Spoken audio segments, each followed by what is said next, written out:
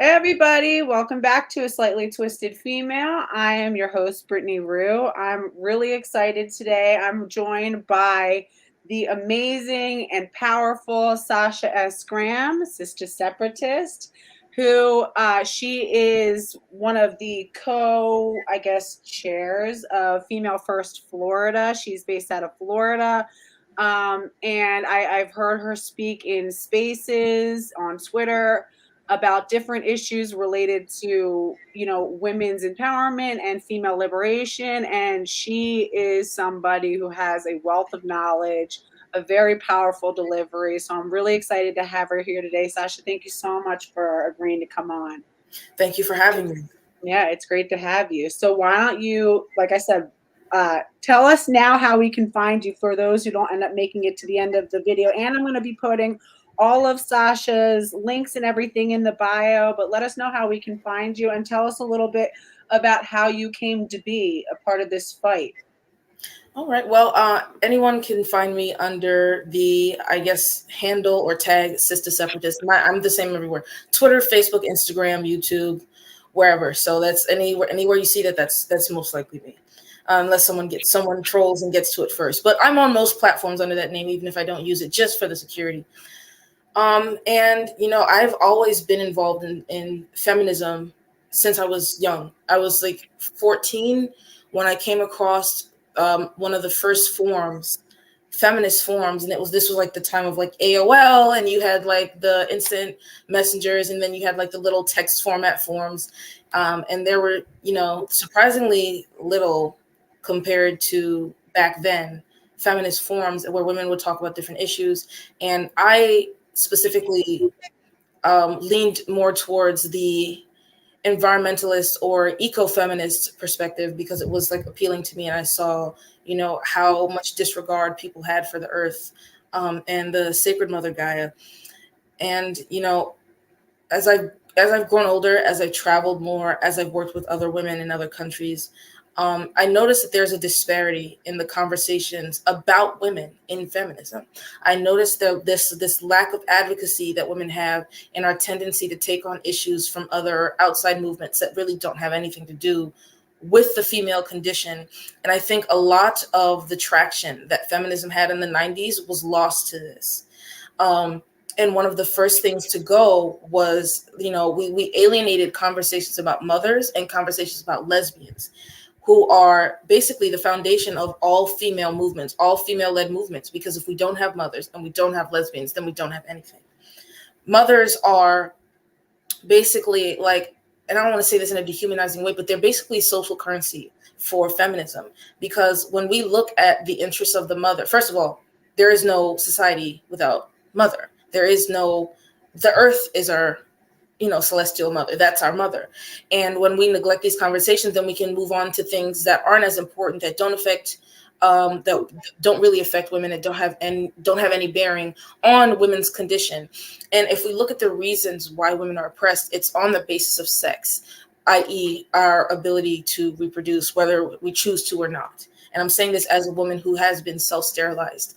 And as far as lesbians go, lesbians are the first defense against male domination, right? We do not have female spaces without lesbians. That was one of the first tenets for female advocacy and female separatism is women-only spaces, female-dominated spaces. And even the term woman now has been, where there's an attempt to corrupt the term woman to just mean some form of self-ID. And there are so many women all over the world who are women and they never woke up one day and say, hey, I feel like a woman. We just are. And it's our observed reality. And this perversion of what it means or what it is to be a woman it helps to dilute female advocacy and remove the context of sex-based oppression. And so witnessing that for me was like an atrocity, because you see it happening everywhere and no one's talking about it. No one's doing anything about it. And if you say anything about it, you face immense social castigation. You face so many repercussions in your economic mobility and your ability to have a social life. Well, and the thing that I've always noticed that is so amazing to me, it's like I saw this meme that was really poignant that it said it was like a mother and her little girl were standing in front of, the two bathrooms, and on the back and there was like the men's bathroom, and then on the women's side it said women, and then under it said and mentally ill men. And it's so true because it's like the men's room has almost become the more exclusive room. The men's prisons are the ones that are truly exclusively for men. Whereas and then everybody else in the women's room, when it's really women's room that needs to be the more exclusive place. And I've noticed even down to, you're talking about these uh spaces, which again, and I always want to shout out and pay homage and recognize that you're right, it was lesbian women, it was child free lesbian women who started the female liberation, civil rights movements, who are of the root of these feminist movements, and it's so important to remember that it's lesbian women who are sounding the alarm, because you guys were forced teens early, with the LGB or the GB, and then later the T, that you guys were the first to recognize that no, there's something wrong here. These people don't have anything to do with us. Sounding the alarm as early as the 60s and 70s, and probably before then. But I wanted to say there's such a notable lack of there's plenty of gay bars in Philadelphia and in other places. The last lesbian bar that we had shut down, like I think 3 years ago, and now there just are none. So it's like there's gay bars, gay bathhouses, and then there's like there's like queer places and LGBTQ spots, even to the point where they're trying to get rid of the term lesbian and replace it with yes, queer. But gay man is left alone. The term man is left alone, but it's women. It's female. So and again, the whole idea of female separatism is really embedded in the core of this argument of gender critical and saving women's spaces. It's not necessarily this big radical thing like we were saying, where it's going to live on a commune or make these major shifts, but to its very core, it's simply having spaces that are for women, that separate women, allow women to be separate, and have female only spaces. How do you think we got here? What can we do? Well, we were always headed in this direction when liberalism became mainstream. And I'm not saying this, like, of course I don't want a conservative society. No, none of us do. However, the only reason that this atrocity can function is because patriarchy is going to try to adapt to female resistance, right? And so we were seeing these big female resistance movements have so much success in the political arena, and they recognize that they can't have that, because if women have fair political representation or political representation under the banner of liberation, then they no longer have access to that underclass. They no longer, because women are the global underclass. Women are the basically the tool that men use to propagate themselves, their desires, and their supremacy all over the world. And we see this as consistent everywhere. It's consistent everywhere. Even within matriarchal societies that exist in patriarchies, they don't have full mobility. And just not to cut you off, but even like I was saying, I think so much of the reason for that is the fact that they're imbued with this anxiety about reproduction, whereas women truly are the gatekeepers of reproduction. It's so easy for us to choose to reproduce. They have this anxiety about, they have to somehow access it, or either win it or coerce it or force it or whatever. And it's like, if women are left to really step into that full power, we control all of society. We get to gatekeep which men are chosen to allow to, the privilege of having a lineage, and which men, whose genetic lineage is doomed to die with them. And it's like, like I've said, it's people who have a lack of access who end up having to overcompensate and build sort of tools and technologies and strategies to control, when we have the power that's literally already just innate and imbued in us. We don't need to go and try to control them, because they don't have anything we need. We have something that they need. And the further time progresses, we can see more initiatives that, like a man can never have a womb. He can never carry a child. They need artificial wombs. But women's biology, even with scientific intervention, we already have all the tools we need to reproduce with ourselves. And we see this with women's bone marrow that can be used to fertilize female eggs. Well, they're only female eggs, but they can only be utilized to fertilize eggs. And the thing about it is they have to have consistent access to women in as many ways as possible, because they cannot afford the detriment of female liberation on societies that are built on female subjugation. You can't have both. And so the only way to progress and to maintain that unfettered access to women is to invade and to make sure that women don't have female only spaces. Because we look at history, we have to contend with the fact that 90% of history is erased. So any potential matriarchal societies that have existed, any advancements made by women, we don't know about them. All they gone. make sure that we don't have they destroy the blueprints so that we can never follow them. Exactly. Even now we're seeing archaeologists, like we're not going to know about any of the advancements women have made, or anything, any successful female societies, because it's been lost to conquest and captured by erasure. And so when we look at how everyone used to say how men were hunters and women were gatherers, and you have the archaeologists that come to find out that, it was more like 50-50 than in these set roles, because sex behavior is a lie, and sex behavior is the basis of gender ideology. So you can't have one without the other.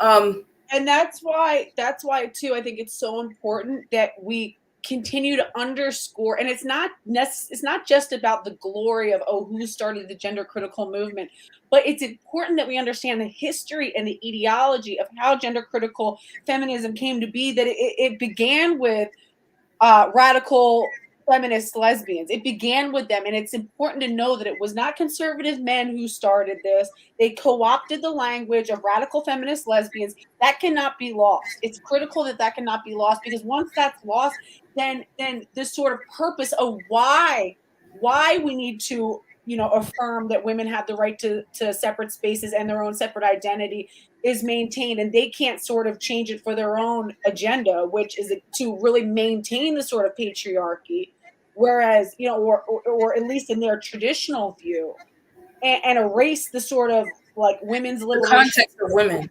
Yeah. Right. And so we look at things like prohibition and the French Revolution. Women started these movements. What happened is that when women introduced these political interests, and we welcome men into those movements, whether by choice or by force, we lose any potential bargaining power that we have with the government and with males. We remove that from the table entirely, because if you look at the French Revolution, there are women aren't really credited. You don't hear women's stories, you don't hear their voices, you don't learn about their contributions.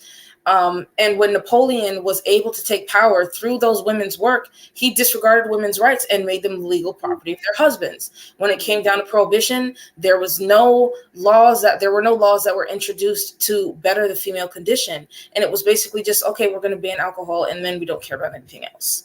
Right. And that's the context of welcoming men into women's spaces. They will consume, period. Right. We don't know what it looks like to have uninhibited female progress. We don't know what it looks like to have uninhibited female creation. We don't know what it looks like for women to gather amongst themselves without the influence of, I call them the scrote creatures, but for sake of clarity, I'm going to call them males. No, please, by all means. Use the language of the movement. That's true. Creatures. Absolutely. And I think that's another thing. A big part of why feminism has taken such a huge blow is because we lost a lot of our language, and we allowed these men to tell us, well, you can't say that because it's potentially offensive, or you can't use that language because it's exclusive. But our language should be exclusive.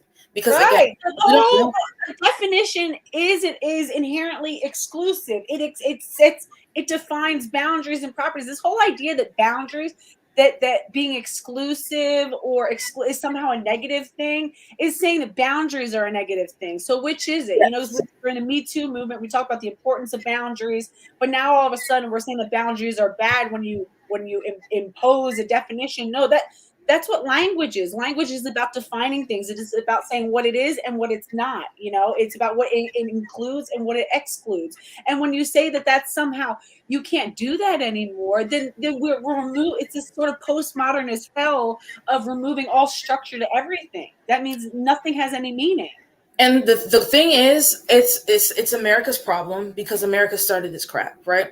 And you want to dismantle these systems and institutions without dismantling the actual oppression first. And so when we lose the ability to describe our oppression, we lose our ability to advocate on behalf of ourselves. We lose the ability to describe what's happening in Kyrgyzstan, Afghanistan, China, Korea, Brazil, Argentina, Colombia, the bride kidnappings, the brothel villages, all of these different things that happen exclusively to women. Yes. We lose the ability to describe that. And in the same vein, talk about one of the biggest things that I hear for people who are, gender critical, but more moderate or newly peaked, or people who are entering this sort of conversation. They're like, well, I won't say that a man can become a woman, and I do acknowledge biological sex, but I will use preferred pronouns to be respectful. I don't think that hurts anybody. I think we can be kind and respectful. Can you talk about why preferred pronouns is a trap? Yes, and you know what? One of the things that bothers me about this particular aspect of gender ideology is that it's insidious, right? It's very sneaky because it goes, oh, well, it doesn't hurt you. Like if someone decides to call themselves a name that they weren't born with, it doesn't harm anybody. But the context is different, right? Because if you validate one part, you validate all of it. And like that's why I say gender dysphoria is not real. It is medicalized misogyny. And when you give it that validation, you are saying that, yes, sex behaviors are real. Yes, there are differences between male and female brains. Yes, women are inherently inferior to males, and it does not acknowledge our the different abilities that we have and the way the distinctions between our capabilities and functions.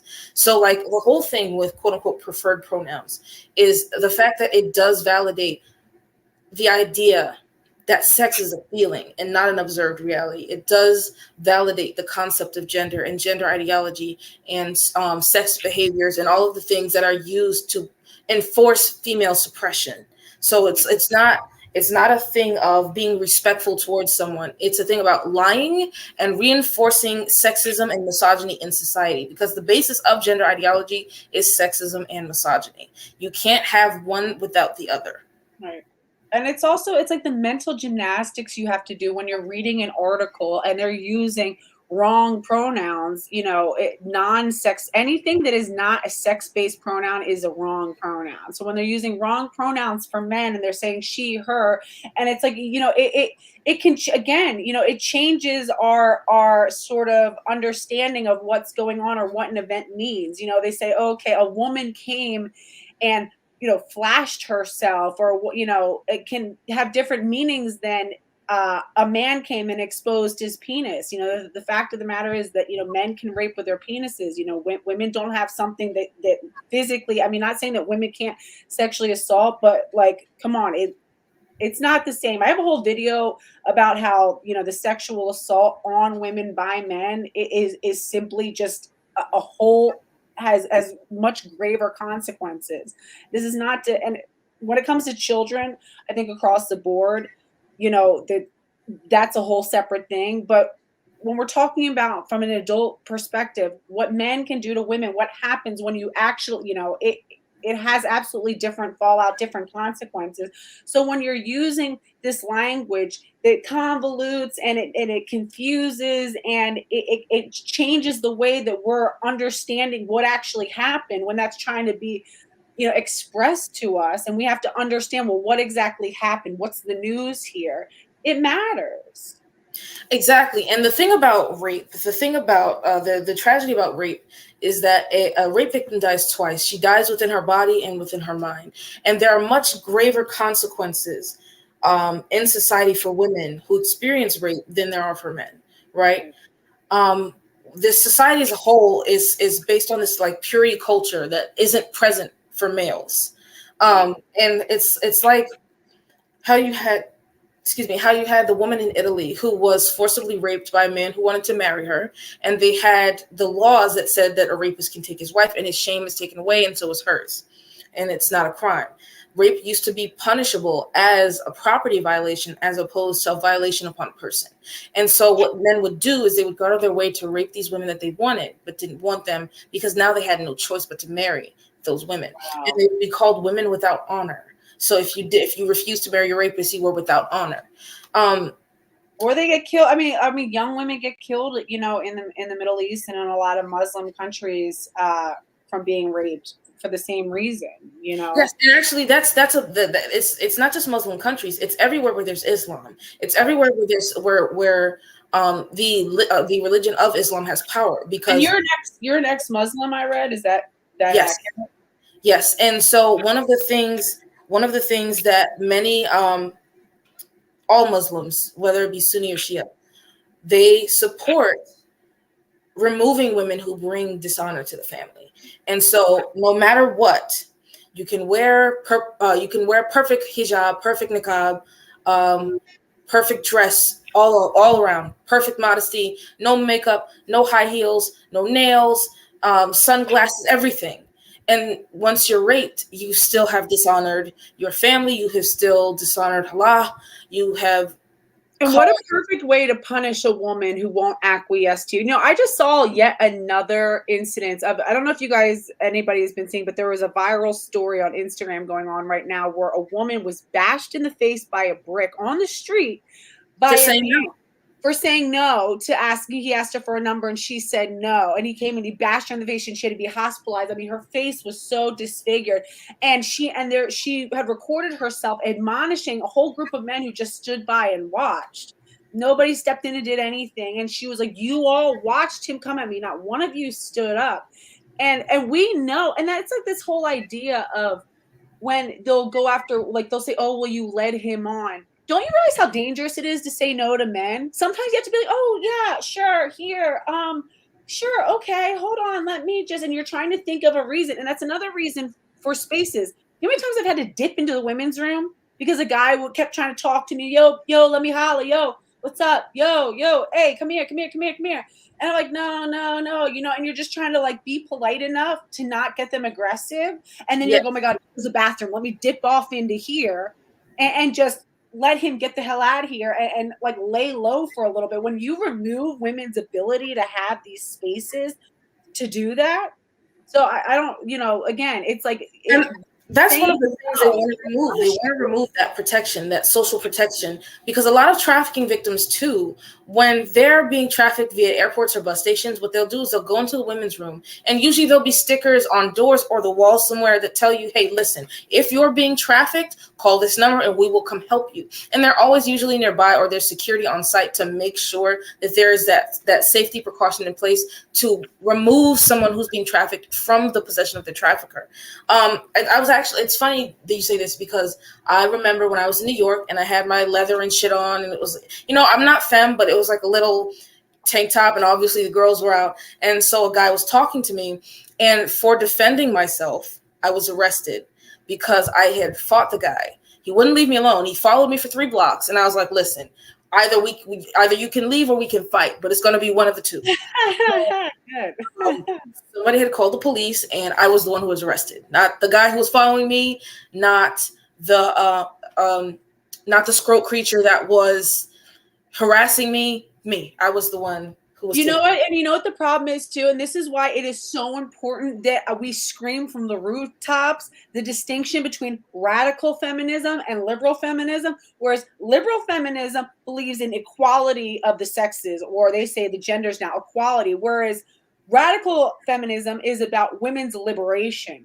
And right. It's women's liberation from patriarchy and female self-determination, because we do not know what uninhibited female progress looks like. We do not know how women behave in society without male interference, and that is a requirement. Equality does nothing, and it's a myth. And let me tell you, we're not interchangeable. And this whole idea of this sort of interchangeability. So then again, even in law, they love that, they're like equal rights, equal fights, equal rights, equal lefts. It's like they love that. own. You want to be able to be out in the public sphere. You want to be able to open up your own bank account. You want to be able to have your own money and make your own purchases. All right, cool. Now you can get everything that comes with it. They like love fantasizing about how somehow that now opens women up to getting brutalized by men, you know, being a part of the male violence sphere that they all get to indulge in. Now it's like, okay, well, now you're going to really pay the price. I see that all the time.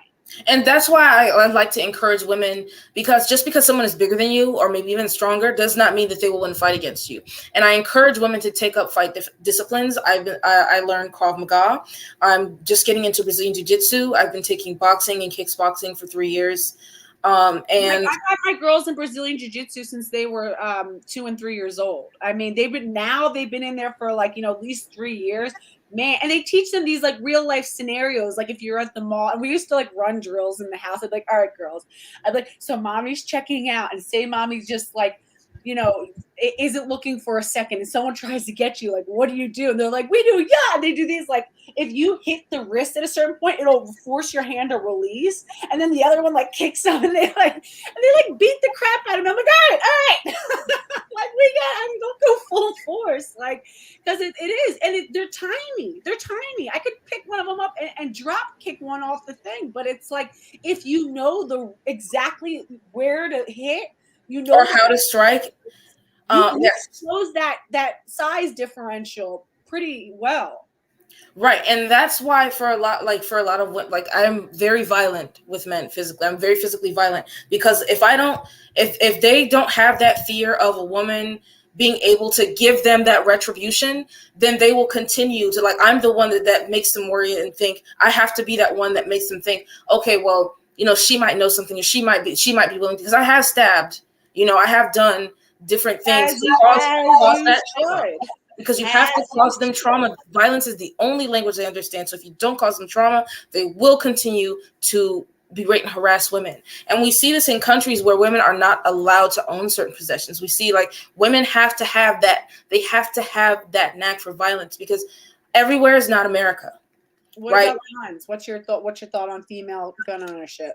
I have several weapons myself. I have a shotgun, I have pistols, and I have a revolver. But because I've been so many places, like for instance, China is 45 and Smith and Wesson 9mm. Period. I'm more of a shotgun type of girl because I want to blow your fucking head off. My best friend has a shotgun. She's like, I sit out on the porch sometimes. I do. I used to, like, when I was living in Jesus Christ. I was living in Fort Pierce, and I shouldn't even be giving away this information. But whatever, who's going to come do something? Yeah. I wish somebody would show up at my house, you know. It's a get out of jail free card. That would be here. I mean, go ahead, you know, give it a shot. I don't think it would be a good idea. But it will not. This fence is to protect you, not me. Right, yeah, exactly. And I used to sit out because I'm not like that anymore, but when I was younger, I used to look for trouble in that kind of way. And I was very antagonistic, not like the way I am now, but like just like brutally antagonistic. And I used to like, and I'm not that type anymore. I used to do really dangerous. It's almost like running drills. I feel like in a way it's almost like running real life drills, like seeing what you would have, you know, do in a situation, you know, create them. So I kind of understand. Well, life definitely gave me those opportunities, and I took them. Believe me, I did. But yeah, like I'm not as antagonistic. I don't brandish my weapon anymore. And you know, I take it a lot more seriously. But me and V are a friend of mine. We're both parts of Female First Florida, the founders, and we're working on taking women to the gun range and teaching them how to shoot, teaching them gun safety. Yes. You know, all the little, because I've learned to do this stuff together. You know, I said I wanted to do this so bad, and it's like I'm so bogged down with raising kids, but please do. I said that every area should have these groups where women go to the gun range together. They take, you know, self-defense classes together. That's a good way to, you know, community build. And also that way, then you have this whole group of women where you've got all these numbers in your phone. You're ever in trouble, you got people that you can call that you know. Period. But not just people you can call, people that's really to fight. Because it'll show the fuck up. I love to throw down. Period. I love the violence. I'm even now. I'm getting back into MMA because I can't be away from it. And that is one of the ways that I've been able to like more so control my anger is through inflicting that violence on a scroll creature somewhere. So like I remember when I was in Brooklyn, no, it was Queens. I was in Queens and I was checking out of the Quality Inn that was like on that intersection. And as I was sitting down, there's a woman, I seen her leave with a guy and they had a stroller, so it was the baby. And she came back in later and she's like, listen, can you help me? This guy won't get out of my car. And I'm like, well, isn't there a guy that was with you? Why isn't he defending you? So I was curious and I went out there, and basically it was him sitting in the front seat and he's calling her out all types of names. And so it's like, oh, you should mind your business. You should mind your business, and calling me, you know, dyke and all this other kind of, you know, and anti-lesbian slurs, but it didn't bother me none because I was foaming at the mouth ready to bite this guy. And he wouldn't get out of the car. And I'm like, ma'am, whose car? Because I wasn't talking to him. I was like, ma'am, whose car is it? She's like, it's my car. And I see a baby in the back seat. So I'm like, oh, really? So I physically began removing him from the car. And, you know, he starts trying to hit me. And so I start hitting him back. And like, I back up to the sidewalk and he comes around. So he's putting his hands up like he's ready to fight. And I'm like, come on, let's fight. And I see him rush at her instead of at me. So I cover her with my body and turn around so he can't hit her. And once he hit me in the back, it was on and popping because whoever threw the first punch, that's you get it. And I just started wailing on the guy, and he shoved me pretty hard because I've never been shoved like that before. Not even my uncle, you know, is a strong man. He never shoved me like that. And so, you know, I start throwing elbows and punching and kicking and all that kind of stuff, and it was great for me. How did it end? Like, what happened? She ended up calling the police because she was really scared. She didn't want to go home with him. And so he ran off bloody. And I stood there so that they could take my statement. Thankfully, I wasn't arrested this time. And now they're in a legal battle. So she's suing for full custody. And she has a restraining order, an active restraining order. And I'm just glad I got to throw down and beat the hell out of this guy. I had such a similar, I told this one story in one of my videos. I had a really similar experience. I was pumping gas at the Wawa, which is like, it's like a gas station. It's like a 7-Eleven, but like a nicer one. And I saw this guy was screaming at this girl in the car in front of me. And she was kind of going like this. And like, and he took this like wad of change and like threw it in her face. And I was like, whoa. And she was like, he was screaming. They had the windows down. And I was like, well, and I like walked up. And the thing is, because I usually keep my gun in my car. I didn't have it today, and I like forgot because it's like you get that like big stick energy, and I'm always like, yeah, anybody like, you know, like fucking try me, bro. Like, I get that way too much. I'm like, yeah, like, you know, and I'm like, I want all the smoke, you know, but like I forgot I didn't have it, but I'm like thinking that like I did. So like went up and like knocked. I was like, yo, what's up? And he was like, yo, what? And I was like, yo, did you just hit her? And he's like, mind your business. I was like, no. And I looked around. And I was like, yo, and all these dudes are sitting there like pumping gas. No one's doing anything. And then it like dawned on him, was like, and then like he got out and he was like, yo, like I told you, mind your fucking business, Karen. And I was like, yeah, you want to see Karen? And like we started to like escalate. And then I was like, fuck, I don't have my gun. And I was like, all right, I'm already in. I was like, fuck. And then I was like, well, I can't back down now. So he's like coming for me, and I'm like trying to like bluff and like stall a little bit, but I'm like acting like I still want all. Finally, thank fucking God, a cop like noticed and started to come over. And then as soon as the cop came, then I went like 120%. I was like, yeah, fuck it.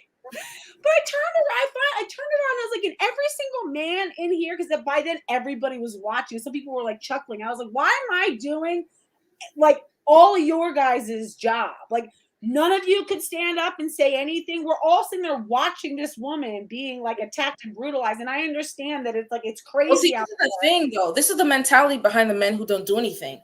It's him keeping, because she's his possession and he's keeping her in check. Always say, I want to hear what she did. I will, every time I see it online, they always say, I want to hear what she did. What does she say? Let's hear the full story first. Bro, because like, you'll see these videos that are social experiments, and 9 times out of 10, if a woman is sitting alone and she's not dating the guy, or there's no context to them being in a relationship, then a guy will feel more free to come up and defend her. But if the context is there that they're together, well, then it's just a man keeping his woman in check. And that's the big attitude, is that, oh, you know, men are protectors and providers, but it's a lie. They are Well, possessed. one thing I will say that she did say to me, and it still didn't matter because somebody who's been in an abusive relationship, she was like, please, please, please don't say anything. Don't make a big deal because I don't want people to take my kids. And I looked at her, I was like, sweetheart, if you continue down this road and stay with this man, you're going to lose your kids regardless. Like, period. Either way, this situation is not like, no, I don't care. Like, you know what I mean? Somebody still needs to check this guy because, and people need to realize, like, oh, well, that's why I don't say If anything. you don't lose your kids, you lose your life. And people need to also understand how brainwashed women are in that moment. Just because she's saying, no, I don't want you to step up and say it really almost doesn't matter. Women are so, by that point, women are so broken down and so trained to protect the abuser. They're so Stockholm syndrome that you still step up anyway. It doesn't matter if you never get your flowers from that woman. And it doesn't matter if the woman ends up hating you. It doesn't matter because if you still protected what could have been a dire situation and at least give her the opportunity to start to undo that programming, then maybe one day she'll see it. It doesn't matter. You don't need to sit there and have them cheer you on as the hero. You know what I mean? It's right. I don't, in fact, I don't even mind being the villain. I don't being my, even if she were to tell me to mind my business, I would have still threw down because well, this is me personally. I don't do it for the glory. I do it to defend women and also to take out a lifelong supply of anger against the squirrel creatures and how they've treated me and the things that they've done to me, and the way that they've removed the ease of life. And also, I really just like to fight men. Like I saw a meme that said, "Be the reason he's careful with women, with like women in the future. It's like be the reason that he's cautious with every other woman going forward." You know, right? And it's like I'm not big. I'm not tall or anything like that. I'm 201 pounds. I'm 5'4". That's not a lot if you think about it. And like 20 of it is this here. So at least you got cushioning though, you know. I do. But a lot of it is just like adding that chaos element, that unexpected, like she could be able to do this or she could be able to do that, because then they'll think back to that situation where this short little 5'4" something beat my ass. I don't want to risk like, you know, any other woman, you know, whatever. The only language they understand is fear and violence. Right. It's so true. And they always say that too. They're like, you know, dudes only respect violence. Dudes only respect violence. And so, but again, and I always say this when we talk about the need for female separatism, women's separatism. And I said this to you before we started, Sasha, one of the things that I so appreciate about you specifically and why I wanted you to come and talk with me about this topic is because, you know, from the moment that I was introduced to radical feminism by way of gender critical stuff, right? I realized that the trans thing, there was something wrong there. And then I was introduced to the sort of foundational radical feminist ideas. And first I was like, great, I love it. And I was like, I'm a radical feminist. And I was like, yes, you know, and I was like so excited. And then I learned about like female separatism, like, okay, yeah, get behind that too. But then it was like I joined these like women's groups and they're like, yeah, like, you know, I was like, oh fuck, you guys are crazy. And it sucks because it was like I was so turned off because I was like, no, fuck you guys then. You know what I mean? Because I wasn't at a point in my life where I was, like I said, I wasn't ready to go join a commune and do all this hardcore shit. But I was like, I was open and it's like almost I got immediately shut back down by some of the women who almost use it as a way to separate out, like, you know, it just sort of like almost in grouping, you know. And one thing I appreciate about you, Sasha, is it's like you take a very hard line. You don't mince words about it. You don't compromise on your ideals or how you feel, but you also don't turn around and attack women for not being pure enough or attack, like you're still so pro-woman that it makes it so that it's like I feel safe coming and listening to you talk about these things that maybe I'm not ready on that level where you're at, but at least I can be there and be open and hear what you have to say, and I don't feel like you're targeting me or attacking me or looking down on me because I'm not at a certain point. And I think it's so important to like fucking let women to digest this stuff and like work their way into it before you're like See, the thing is, for me, like, and I'm by no means perfect. I still have to work on my language, and I still have to work on my level of aggression. But my job is not to antagonize women. My job is to and antagonize, and attack the scroll creatures, and to educate and organize women, showing them all of the things that are their enemy, raising class consciousness, introducing them to why our interests aren't present politically, and all of these different things, like all of these different disadvantages that we have as a collective. And I'm not going to get along with every woman, but I'm always going to look out for women's collective best interests. And so it's never my job to make a woman feel excluded or like she's not good enough. We already have the patriarchy to do that. I don't need to. It seems like you genuinely like and care about women. It's crazy because it's like some of these radical feminists, I'm like, I can't decide who you hate more, men or women who aren't totally on your level about stuff. It's like almost they like, and I even had this, whole issue where it was like, and I won't get into specifics, but you probably know what I'm talking about, where everyone was going after this one female content creator. And it's like because of her proximity to this man who did horrible things. And I see that a lot in some of these radical feminist circles where it's like they hate women for keeping a proximity to men and spend more energy kind of admonishing and going after those women than focusing the energy on the men are the problem. They're the one, it's like so helpful. Well, see, here's the thing though, because like there's a lot of people who use the label as radical feminist to monetize their own, like to serve their own interests. And we have to be careful for that. And there are so many younger girls, because I noticed like a lot of the girls who are following me are 16 to 24. And I'm, like that's me, I'm 27. So like that's a little bit, that's the youth. Right. And so they don't necessarily know how to express their ideas without coming off as hateful. And a lot of them are a lot younger. They don't have experience. They don't have like the knowledge. They don't have the full consciousness yet. And so like we see these people who are using the label radical feminist to leverage themselves as like micro celebrities or internet celebrities, or to monetize it so that they can make money off of it. And so we're seeing that now. And what we have to do is we have to make sure, not just have an understanding and, collective consciousness amongst women, but we have to make sure that these grifters, that the people who are only using it for their personal gain don't get a real footing. Because there are people who they disparage activism, or they're trying to compromise with men too much, or they're in proximity of men who are abusers, or men who are violent, or have this nasty history with women, and they'll still put themselves out in the forefront and be like, well, I'm an advocate for radical feminism. You can't do that. You can empathize with it, but you can't.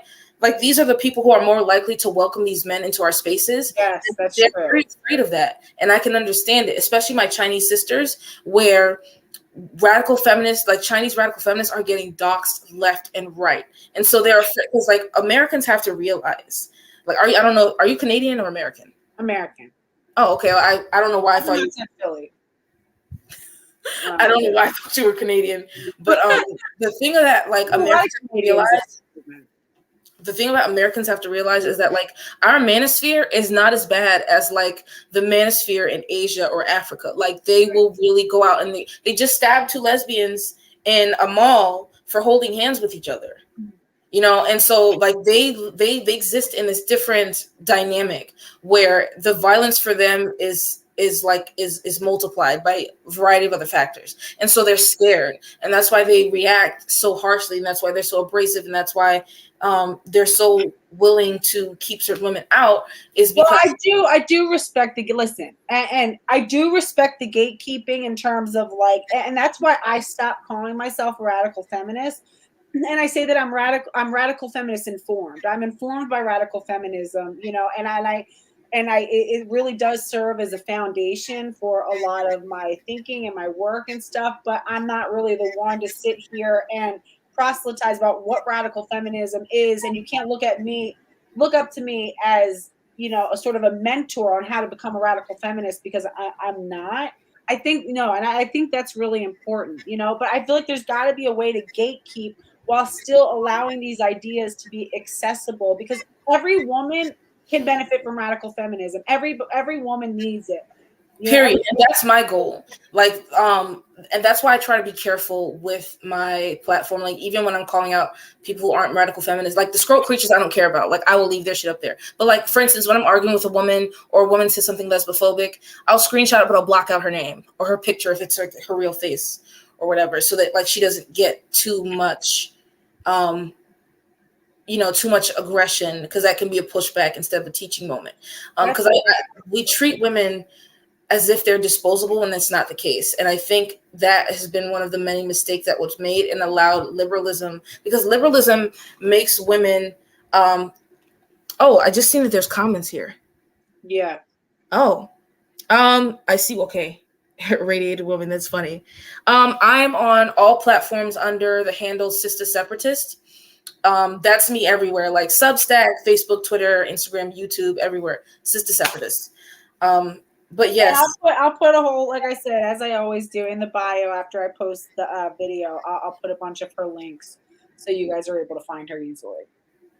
And like that's one of the biggest things, is that liberalism made women, even women who are making decisions that would ultimately harm them, it made them feel welcome. And we need to foster an environment where women feel welcome, where women feel okay. Because like, where there are already too many spaces where women can't speak our minds, we can't use the entirety of our voices, we're not allowed like, we live in this fucked up position where it's like Handmaid's Tale in 1984 world, where you're persecuted for wrongthink and you're not allowed to describe your oppression as a woman.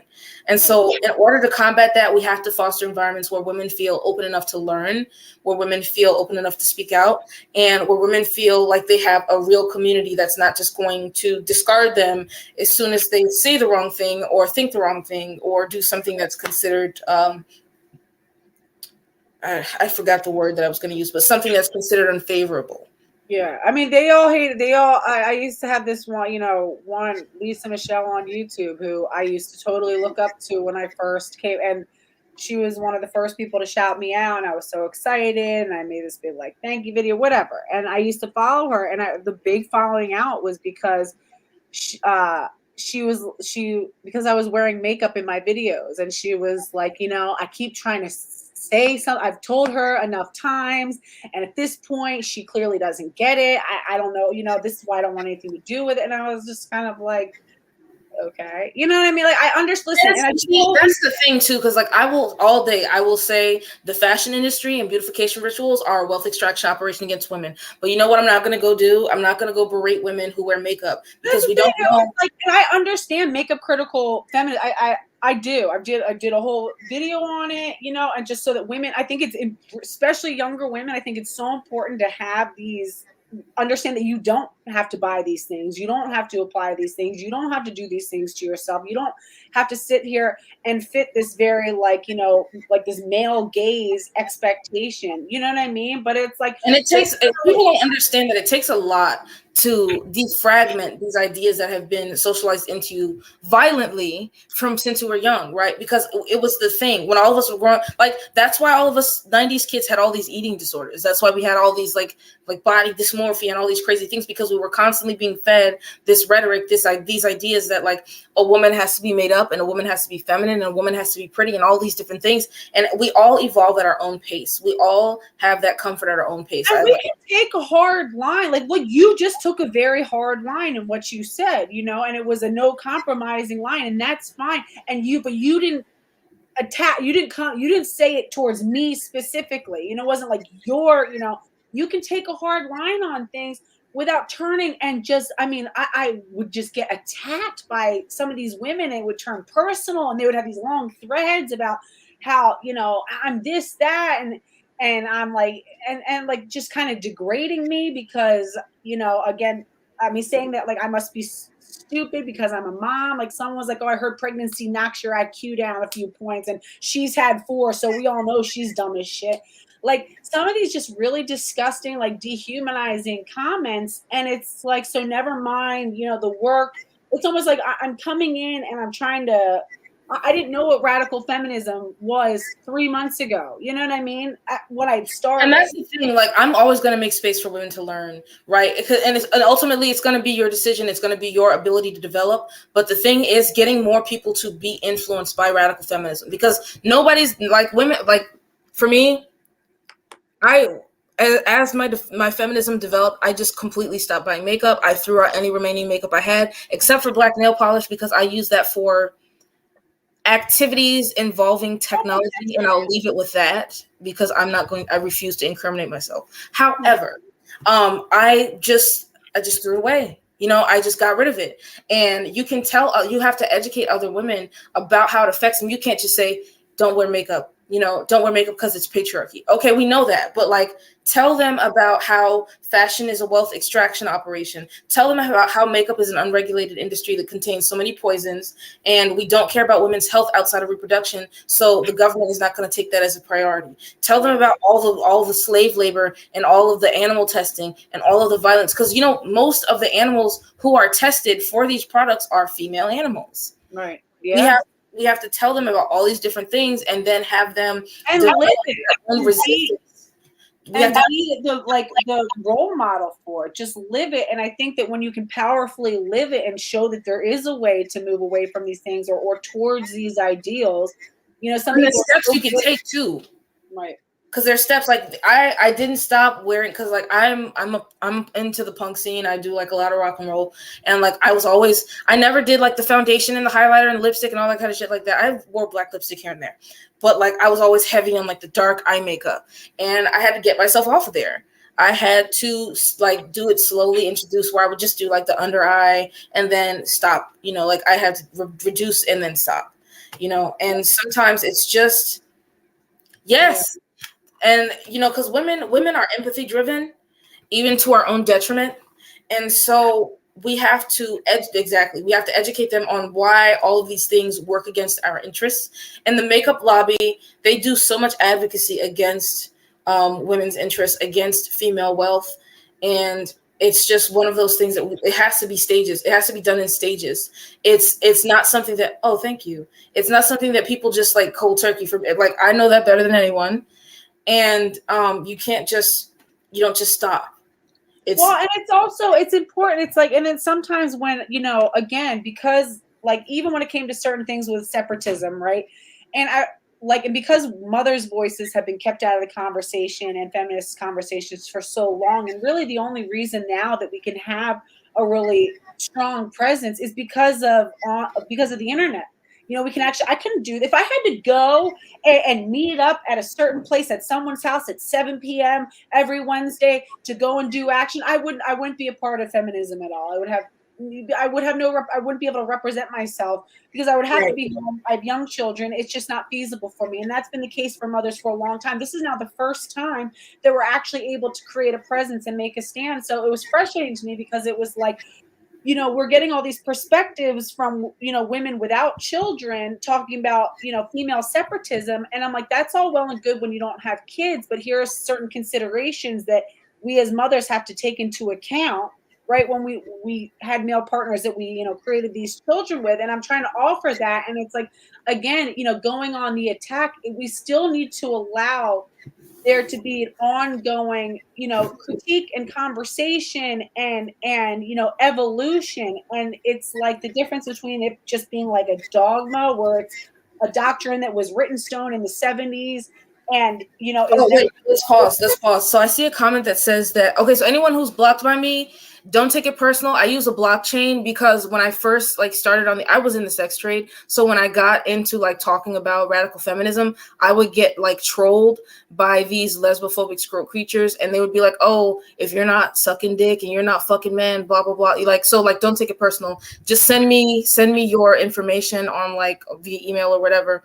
It'll be in the comments later, and I'll unblock you. But yeah, I use a blockchain. So certain tweets that are liked, or certain tweets that are certain accounts that are followed, I just use a blockchain so that I don't have to deal with them or any of their followers. Delusional takes and libs of TikTok, I have used so many blockchains from them, because they get the gender thing, but they're so anti-feminist, and I don't understand Like, I don't understand how you can. That's like when remember when we were in that space and that guy was trying to describe all the oppression that's happening, but he was trying to remove the context of patriarchy so it didn't make sense. That's them. Right. That's them. Well, you know why and that's funny. The only reason I kind of giggled at that guy is because he was like he's like one of these little like tranny chasers. Like he's always in these like true trans spaces, always kissing ass. Like yeah. That's why I was like, yeah. I wanted to hear him talk. Like, let's see what he has to say. But I want to say things that will get me banned from every platform. I've actually been successfully deplatformed at one point. I've been removed from YouTube, Instagram, Twitter, Facebook. Oh God, no. No, yeah, there was a time where I was like so extremely controversial and it was under a different name. I'm not going to bring that up again. Some people might know what I'm talking about, but like there was a time where I was removed from I was even removed from LiveJournal. So I was removed from like all major social medias at one point around the same time. But I've always been politically active. And what is, and I swear to God, it's almost like being like a radical, radical lesbian feminist. It's almost like one of the most controversial positions on the internet right now, as if you guys are the most dangerous. Like, we can sit here and watch beheadings on Twitter. There's porn everywhere, but somehow having these radical feminist lesbian takes, now that is a threat to society. Now that's too far. Like, bro, what? I remember when I was a kid and like the internet was brand new, so we were on rotten.com like watching people die. Yeah. What the fuck? It's so crazy to me. I don't, But I think a lot of people leave that out. As far as what you were saying, they leave out that you have to walk the road before you get to the destination. Like we don't just teleport. Like, right? Because your politics are weak. If you don't take any time to learn about your politics, they're going to be weak. They're going to be flimsy. You're not going to know how to argue in the favor of your position. And you're ultimately just going to be jumping around. Like, I don't know if you know who Femoid is. Like, yeah. Isn't she a lesbian on Twitter? No. She's straight, and she goes like, "Oh, every woman is like every woman's a little bit bisexual." And I'm like, "Girl, not all of us." I definitely heard of her, but I was thinking of who the hell is calling me? She basically she platformed herself as like a radical feminist, but then she argued for all these things that are like anti-feminist in nature. And then I was like, girl, what are you doing? Yeah, because I think I read about her on like lolcow threads. I was like, yeah, okay. And I was like, and you know what? It was sad for me because like she had this platform, and we need, like, as much as it sucks to say, we need women who are conventionally attractive to talk about feminism. And as handsome as I am, it's not going to be me because I don't appeal to that demographic and I don't appeal to straight women. Well, that's the thing. I just do think that there needs to be spaces. At the end of the day, it's like anybody who tries to claim that, women of all sexualities don't sexually signal. It's like, if you're attracted to women, you're going to do things that, attract women. You know what I mean? I think it's okay to engage in our own sexualities. I think this whole idea of like, well, see, no, I mean, okay, so like my perspective comes from the perspective of a lesbian, right? So any woman who is attracted to other women will be more likely to relate to me. But as far as like straight women, in certain ways, and I think the key ways, I won't be able to relate to them or say things that they can relate to. So we do need those women who like a bisexual or a straight woman who is conventionally attractive to be able to appeal to that demographic, because it's not going to be me. Because like they're going to see me and they're going to hear me, but they're not necessarily going to understand me. But that's what I'm saying. I just think this whole idea of just like, and I think like, while it's so important to recognize that these movements began with radical feminist lesbians, again, it's important to recognize why women like mothers, who the vast majority of heterosexual women go on to become mothers. I mean, mothers make up 80% of women, and the reason why also, I think your perspective is important because leaving mothers out of this conversation leaves them vulnerable to more attacks by the patriarchy and more hyper legislation.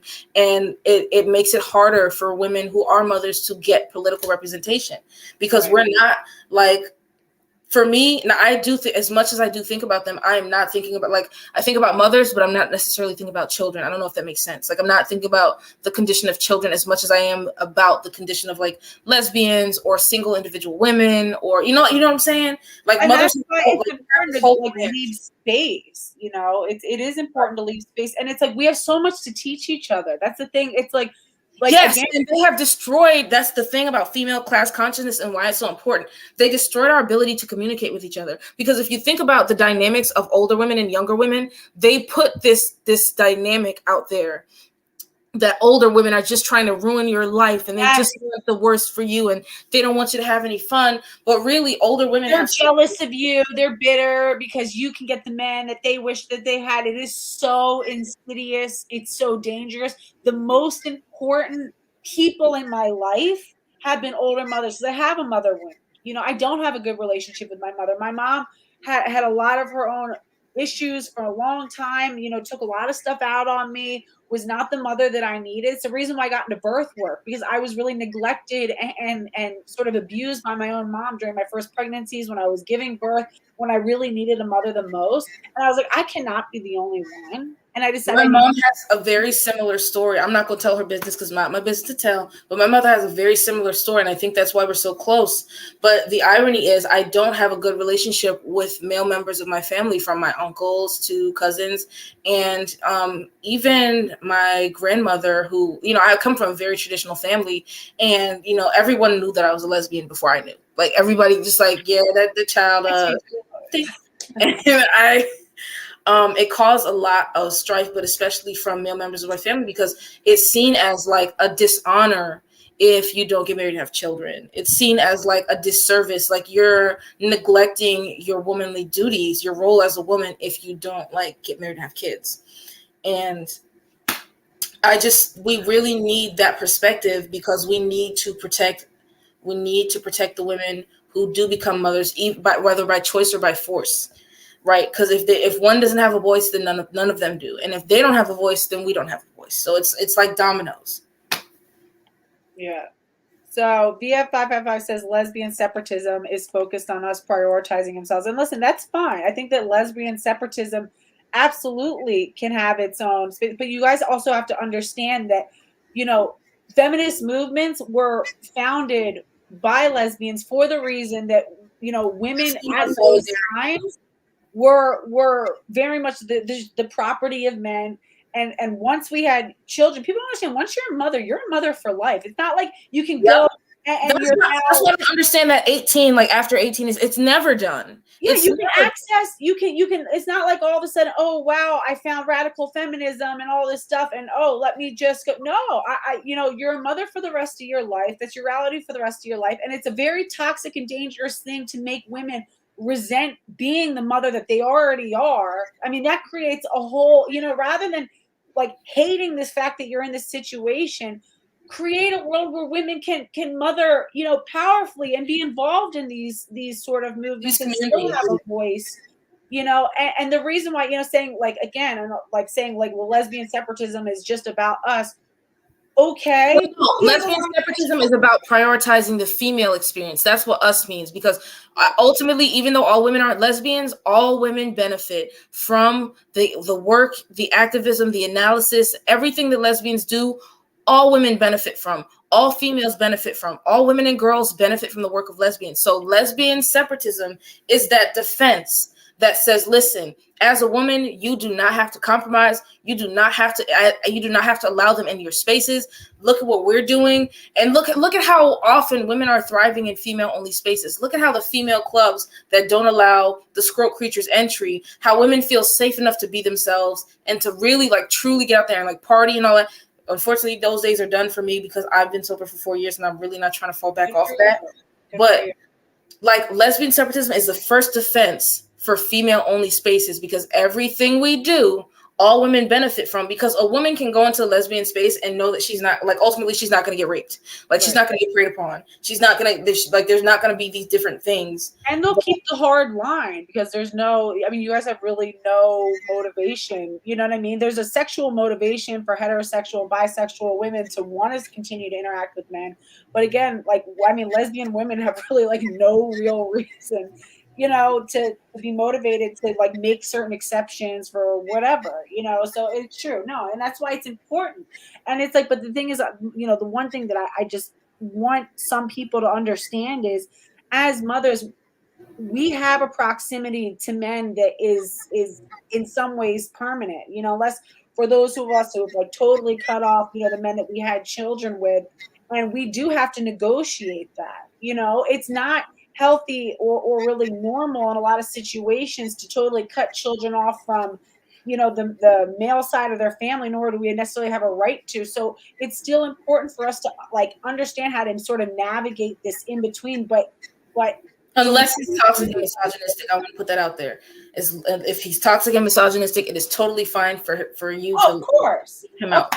of course, no, like, and absolutely, but I'm saying, like, you know, the idea that women have to choose between either totally uprooting their family and dismantling, you know, the sort of family structures that they have to be included in any sort of feminist discourse, or you're just totally thrown back to the wolves where you're just, you know, have to kind of figure it out yourself. And dealing with men, you know, there needs to be spaces, like you said. I think that, you know, Well, lesbian see, this is my solution to that too. For women who do want to pursue that, like as women who are mothers who don't want any interaction with the scrote creatures, they can that we need mother communes. Like people be saying it's not going to work. It's not mostly scrote creatures and traditionalists, but it will, because that's how, like, the nuclear family is not natural. No matter what anyone says, the nuclear family is a form of atomization that takes women out of society. The nuclear family removes women from society. Women used to raise children in groups with each other, like mothers used to raise children in groups with each other, and those children were marginally more healthy than any child that's come from a nuclear family.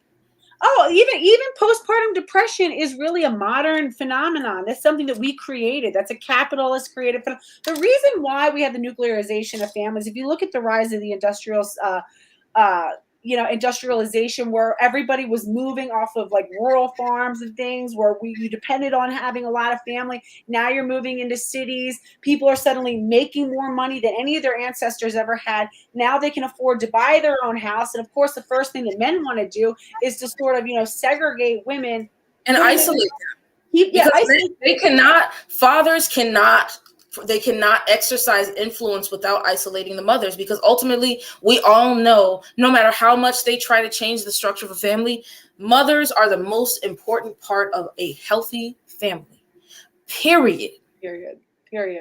No, and I always talk about that, even the way that we're so disconnected from birth and how birth happens. That's why women are so terrified going into birth, and they are so vulnerable to having their bodies cut up and mutilated and the babies ripped out, and these, you know, The chainsaw was invented for the C-section.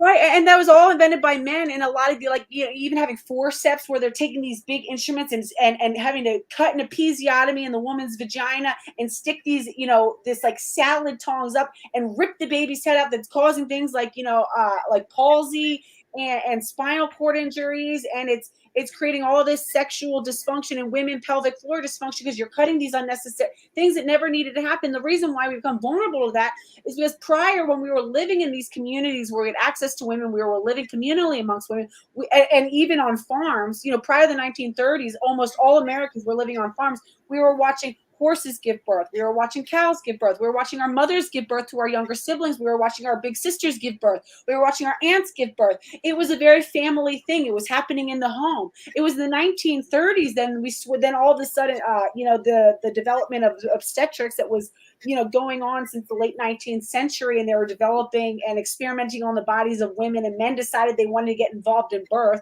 and they, you know, kicked midwives. And that's why I would die on this hill that there should be no such thing as a male gynecologist. There should be no in the room, period. No, there shouldn't. No, male gynecologist. Birth is not for men. I mean, and there's a lot of us that I don't think that men need to be involved, period. I think that women still get in this a sense where they need to perform for the man, or they don't want to totally let themselves go and be as primal as they need to be. Men don't need to be there for everything. It'll be okay. Be around the women in your life, be around, your mothers and the grandmothers and your sisters and your best friends. And look at how society is now. We're so disgusted by the concept of menstruation. We're so disgusted by the concept of a woman's post-birth body. But like, this would have never happened in a society, and I'm going to say in a gynofascist society, where women are allowed, women are protected to exist in their bodies and to exist in the fullness of their experiences. So whether or not they're a mother, we would like things like birth would be seen as natural. Things like periods would be seen as natural. Female biology is so criminalized in society, in global society, that we look at things like normal things at a woman's body, like fart jokes by men are funny, right? But a woman's period, that's or breastfeeding was seen as God, and they did this to the wrong one too. Back when I was like full blown in the birth world, and I was a midwife and I was a breastfeeding educator, I had gotten really close with a young mom whose boyfriend was this like alcoholic degenerate and totally fell apart during her pregnancy. So she was starting off motherhood alone, and we kind of she joined our mother's group, and I got really close with her. She used to come over all the time, and she was like really hanging on by thread, but she wanted to breastfeed so bad, but was just really struggling. So I was really trying to help her get like the relationship back on track. So we went to the pool one day in the summer, and she was breastfeeding, and oh God, the lifeguard came up and was like, oh, ma'am, I'm sorry, like you can't do that here. I was like, oh, yeah, she can. And you just said that to the wrong person. Like, you're about to not have a job. She's like, you need to either cover up or take it somewhere else. I was like, excuse me. She's like, yeah, that's the policy. I was like, oh, no, it's not. But men can wear panties and show their penis outside. Right. Like, they can dance in the street with their penis, right? Yeah. And wear little panties and all that kind of stuff. That's fine.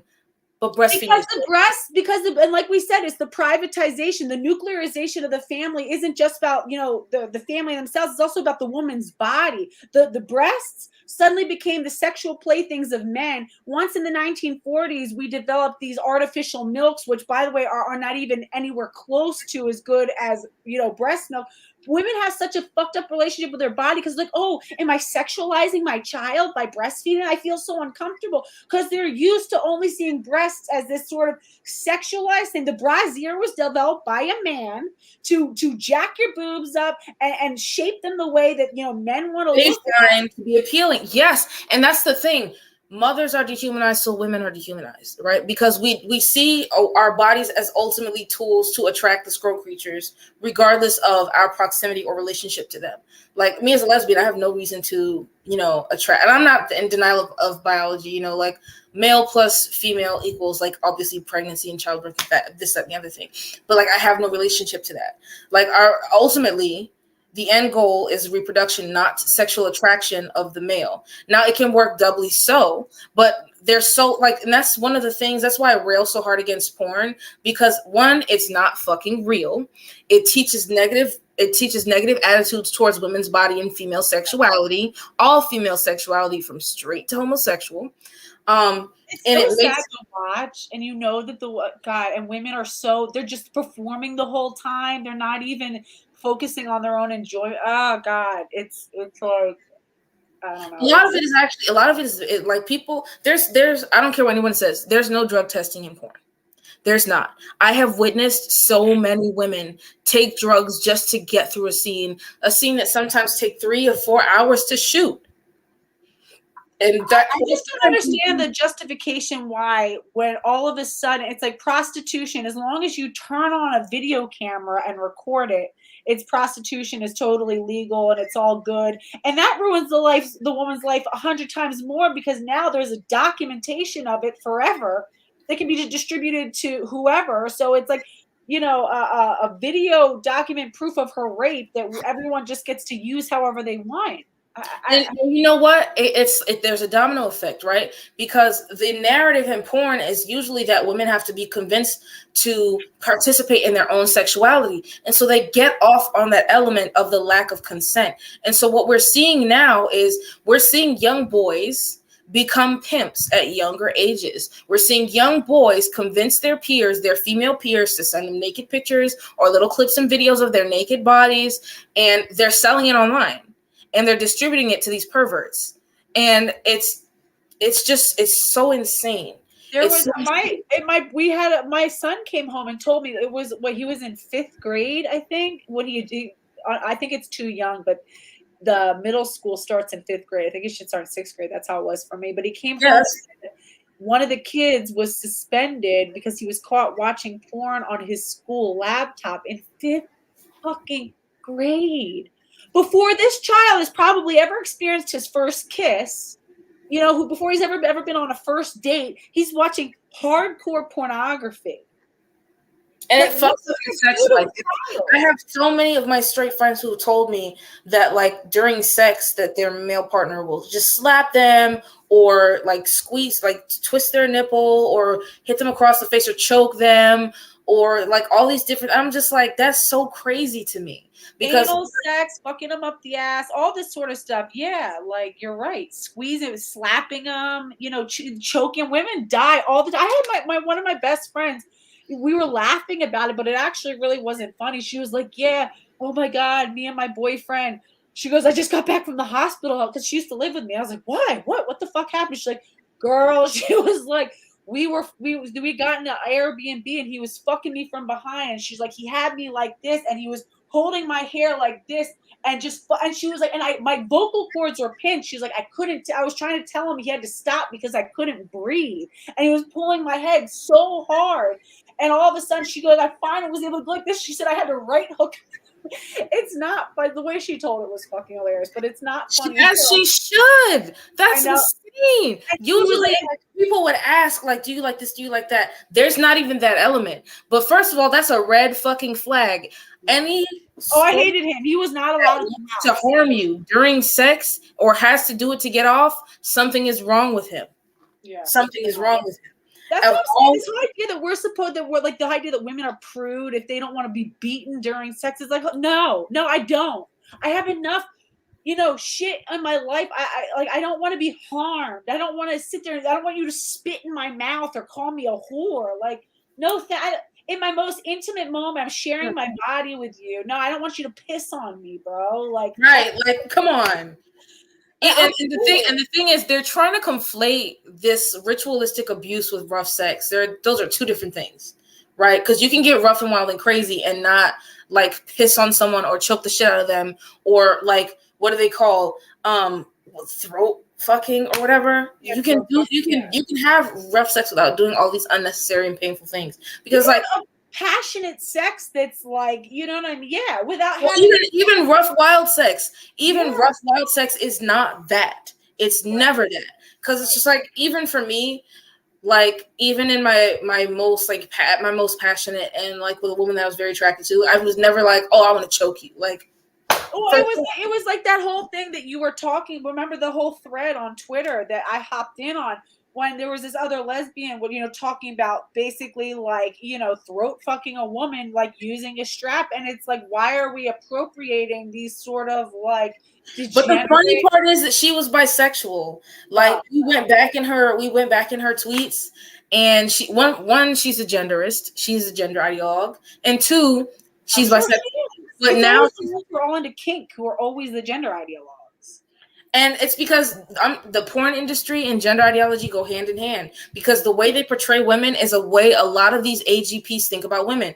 There's a lot of them think about female sexuality as like constantly chasing. So they think we're sex hounds. They think we're always on the prowl, always trying to get sexual attention. And that's why they want to know. That's why these AGPs want to be women. That's why even these homosexual transsexuals, everyone thinks that they're like, the benign. No, they're really not, because they really think that the existence of a woman is just being some like sex receptacle, some cum dumpster, and it's like, oh, if I, then men will want me, then I don't have to put in all this effort to chase, sex will just come to me and people want to use me and fuck. That's what they fantasize about. I want to get used and fucked like a woman because they just see us as these objects that they are just, for the provision of pleasure for male sexuality. Yeah. And that's it, and that's all that we are. We're just a collection of body parts, and that's why, to me, one of the most heartbreaking things, and going back to this whole thing about, like, you know, mothers needing feminism. One of the most heartbreaking things is seeing mothers forego their breastfeeding relationship, which breastfeeding does so many things for mother and baby. It protects mom against postpartum depression, postpartum psychosis, because it stimulates oxytocin, it stimulates prolactin, all of these hormones that prime our brains to protect us from you know, the stressors that come with early parenthood. They protect us from postpartum depression. They protect, you know, babies when there's illnesses going around and mom gets sick. We can pass our antibodies on to our babies through our breast milk. Our breast milk our breasts are intelligent. Our bodies are intelligent. Our breast milk changes hourly to meet the needs of the baby at that time, and it's such an important, like, they studied the cortisol levels of babies and mothers, you know, before, during, and after breastfeed, and it's like breastfeeding lowers cortisol levels in moms and babies. It protects us from the wear and tear of stress and depression, and women are foregoing it because they really believe and have bought into this, and they want this, and they want to, because society tells them they have to be sexy. But we have to understand that our bodies are much more intelligent than we think, and everything that our body does is to protect and maintain, right? Especially the female body. We have so many, like, and that's one of the things I call it, the gender industry, because that's what it is. It's an industry. It's a for-profit industry, and the thing about it is, like, for instance, a woman's ovaries, a woman's reproductive system, her uterus, everything within there, it does more than make babies. But we don't talk about it because it's not studied, and we don't care about women's health outside of reproduction. But really, it regulates so many things within our bodies that once you get rid of, you have to take several medications to maintain. Once you have a hysterectomy, you have to take several medications to maintain. Hello. No, and you know, I went through I like had a breakdown like 3 days ago. They just released a study that said that women who have the sort of cancer, I was diagnosed with cancer in 2021, anal squamous cell carcinoma, and I had caught it at stage 2. I caught it like very early, thank God. They, you know, were able to remove it surgically to the point where there was no evidence of disease after the surgery, even before I started chemo and radiation. And 2 years later, I just saw a brand new landmark study came out saying that women who had my stage of cancer can probably safely forego radiation. And I can tell you, I was sterilized from my radiation. My ovaries don't work. I now have to take exogenous estrogen. I can tell you, I could sit and have a whole lecture on how my life has changed since my ovaries stopped working. Everything. My short-term memory is fucked. I'm sweating. You see me, I'm red as shit right now. I'm sweating my ass off because I'm having hot flashes all of the time. You know, between like the way that, you know, vaginal dysfunction, so many different things. We don't even understand how much, like, so just putting young women into premature menopause for vanity reasons because of a recent trend, it is psychotic to me. You're right. Our bodies are do so much more than we even fucking understand. And of course we don't understand it because we haven't been studying women's bodies for hardly even 100 years. And that's why I do so much to fundraise for studies about women and women's bodies, because we don't have that information. There's a wealth, there's a plethora of information available about the male body, but not the female body, and that's by design. By design, absolutely. It's really scary. So what, like, you know, what can we do? What can we do to carve out spaces for ourselves? What can we do to I always talk about resurrecting the village of women. It's something that is, you know, they always say, oh, it takes a village to raise a baby, you know. This village of women that we talked about, that we used to have access to. We used to have access to other women. We're taught to hate other women now. We're taught to see other women as if women are all competitors and we're all competing. You know, men need to convince us we need to compete for them, like they're the fucking prize. You know, and it cuts us off from each other. It teaches us to hate each other and to see each other with scorn and all this sort of stuff, when really we are our greatest protectors. I mean, we are the most important barrier between us and male violence. What do you think we can do to start to resurrect the female village, and why is it important? Well, it starts with fostering safe female spaces. Right now, I'm in the process of developing a female-only city. I'm not going to say where, but it's in Georgia. And because I know I can never do it in Florida as much as I want to. I can do communes in Florida, but I can't do like a female-only city. It'll be impossible. But yeah, fostering female-only spaces, especially online, where women can build up that courage, that knowledge, that information, where they can share strategies and everything else. But also like practicing separatism helps a lot. And there are different degrees of separatism you can practice. You don't have to run off and live in the woods with other women. It's even though like if you want to, because it does sound awesome. So great. It's so great if you can. The only thing that was really stopping me is I was getting fucked up by mosquitoes every day. Like I live on South Beach, and you see me. I don't wear shorts, and I'm always wearing like my flannel because they like if I walk outside, they will fuck me up. I just be getting jumped left and right by mosquitoes. No, they said that there's actually certain people, their blood is actually like more attractive to mosquitoes. So some people actually do get fucked up more. So you're probably I'm telling you, like it'll be all up my arms, all my calves and everywhere. I'm like, tasty. But yeah, like there's so many different degrees of separatism that you can practice. For me, I only listen to female music artists. I put an emphasis on watching female YouTube channels, female created media, buying from female businesses, supporting female laborers.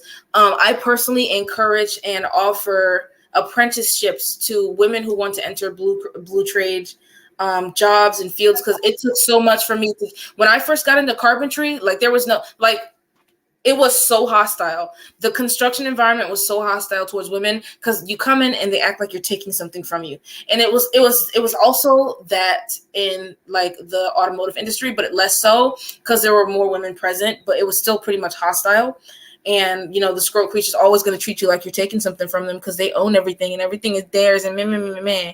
But yeah, like just all these different things that you can practice, supporting single women, making sure that like mothers are protected from having to go back to abusive partners, making sure women have resources. Like for me, whenever I have money left over at the end of the month, I will like do an ask and see if like a woman needs her cell phone bill paid or her electric bill paid, or if she needs groceries or any of the things like that. There's so many different ways to practice separatism and to foster safe female-only environments and to make sure that women have the things and the resources that they need so that they don't have to rely on squirrel creatures and other, you know, trash systems and institutions that were created to keep women in a position of subjugation and subordination.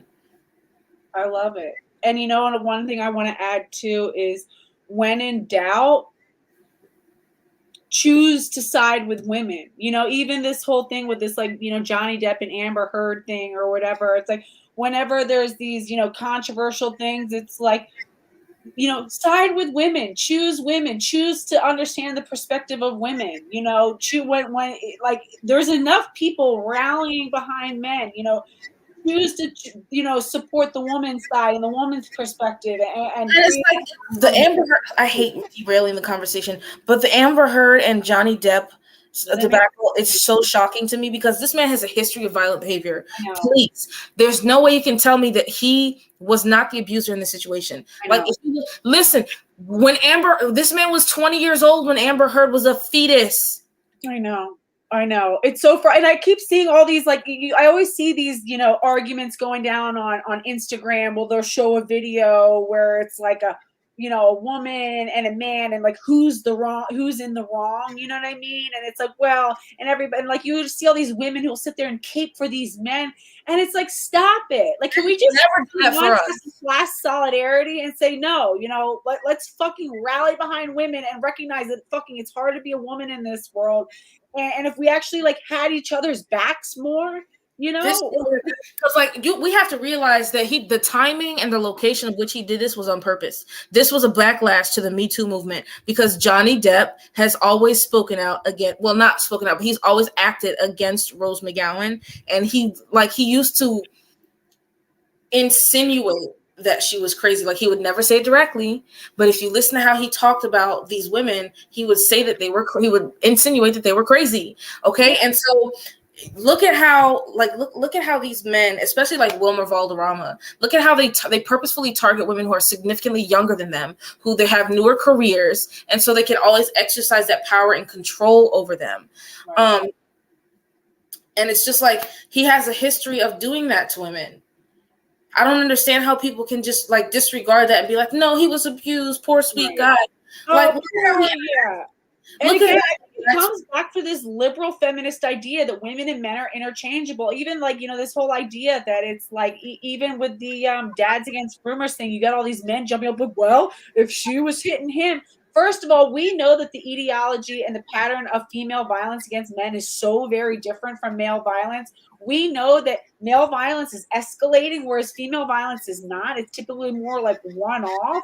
It's almost always defensive in one way or another, whether it's immediately defensive from something a man just did or he has a pattern of doing. And it doesn't continue to escalate. So it's like, and just the fact that male upper body strength, there's no comparison whatsoever. So stop acting as if, men and women are interchangeable. Even this stuff when we're talking about parental rights, like men and women acting as if, men have the same stake. No, men didn't have to sacrifice their careers, their lives, their bodies to grow and gestate and birth this baby. Their brains were not chemically rewired because the baby was born. They didn't dedicate a whole, full 24 month process to allowing this baby to even come, as if they have any equal stake. They simply don't. The fact of the matter is men and women are not the same. We have, different stake in things. So it's like, it's just so aggravating when you see these conversations treating, men and women as if, again, the only difference is that women like to wear long hair and they like to wear, pretty clothes, and men wear, as if that it's just, it's crazy to me because it's like the sex differences, sexual dimorphism is one of the ways that the scrote creatures try to convince everyone else that women are weaker. Because like we have more strength in them in our lower bodies. We have more core strength in them, and we have more lower back strength. But that's considered to be weakness to them because we can't punch like them, but we can kick harder than they can. Right. We have better muscle development in our core than they do, and so it's crazy to me that these things are seen as weaknesses. Our core strength does give it the babies, but just choosing women. Choosing to just be more like empathetic towards the women's side of things. Stop being so quick to run and cape and thinking that we need to be empathetic and listen to, like what men. Let them. They're not going, like, women need to let go of this thing of doing certain things for the scroll creatures. I don't have empathy for them. I don't give a shit about the male suicide rate. I don't give a fuck about male loneliness. You want to know why? Do they care about the bride kidnappings in Kyrgyzstan? Do they care about the brothel villages? Do they care or even talk about the escalating rates of human trafficking, sex trafficking among girls under the age of 13? No. So why the fuck do I have time to care about? Why the fuck do I have time to concern myself with the issues of the scroll creatures when they don't care about women? They don't care about their whole loneliness issue because they're the ones who ripped apart families and created nuclearization of families. And even then, it's their fault. Don't be a piece of shit, and people will be friends with you. Right. Did you hear the thing they said that nursing homes are like packed to the brim with men because older women are all being taken care of by their families because women have this sort of social currency because the women are reaping what they sow, which was a lifetime. They spend their lives taking care of people, so then people take care of them. Who would have thought? Right. Oh my God. Like, he's so fucking for real. The thing about men is they only prioritize having sexual relationships with as many women as possible, but they don't treat them with dignity and they don't treat them with respect. So how do you you don't prioritize friendships with other men? So who do you think is going to be around you when you're in old age? That's why I always say that loneliness is a male's worst nightmare, never a woman's, because a woman knows how to foster friendships and relationships with other people that isn't based on things that are temporary like sex and money. Right. Male relation. That's why I would say the sex trade is always to benefit males because male relationships are almost always transactional. Always. Even like all this red pill bullshit where you hear all these delusional middle-aged men who are like, yeah, like it's our time now. We want the young, hot, childless, woman. Like it's like all these things that they prioritize and they feel so entitled to, and they want to be the first one to like, give her a baby and all this flower and shit. And the reason why it's like I've never bought that women trap men with babies, because that's like women never choose to become single mothers. They never do. Right. Like every girl who talks about this has been the type to be like, they trick her with romance to be like, oh, okay, we're gonna have a family. Like women dream of weddings. Not all women, but those particular women dream of like weddings and having a family and all those different things and like the whole fairy tale bullshit. And as if women, are choosing to, again, like women might be delusional about the status of the relationship or, where it's at. I mean, not delusional, but it's like women might not be seeing the signs, you know what I mean? But it's like, again, with the amount of investment, the way that men feel so sorry for themselves, especially in issues of like paternity and all this shit, as if like, a man can have 100 women pregnant at the same time and just choose to have nothing to do with any of them. And he wouldn't even have to miss a day of work. You know what I mean? He doesn't have to miss a single day of work. Nothing. His life doesn't have to skip a beat. He can go start a new relationship with somebody else. One pregnancy, one conception changes a woman's life forever. Even if she goes and has an abortion, even if she goes, whatever happens, that woman's life is irreparably changed and altered. The course of her life is changed forever. So the fact that we're all supposed to sit here, well, let's consider the men. What about the men? Let's think about the man. Have we thought about the men yet? Is anyone thinking about the man? It's like, bro, no, shut up. Fuck, like so I just seen a comment that says someone trying to say that Amber Heard lied about her evidence. So then if that's the case, then why did the UK court determine that Amber Heard was abused by Johnny Depp on at least 12 different occasions? Yeah. Curious about that.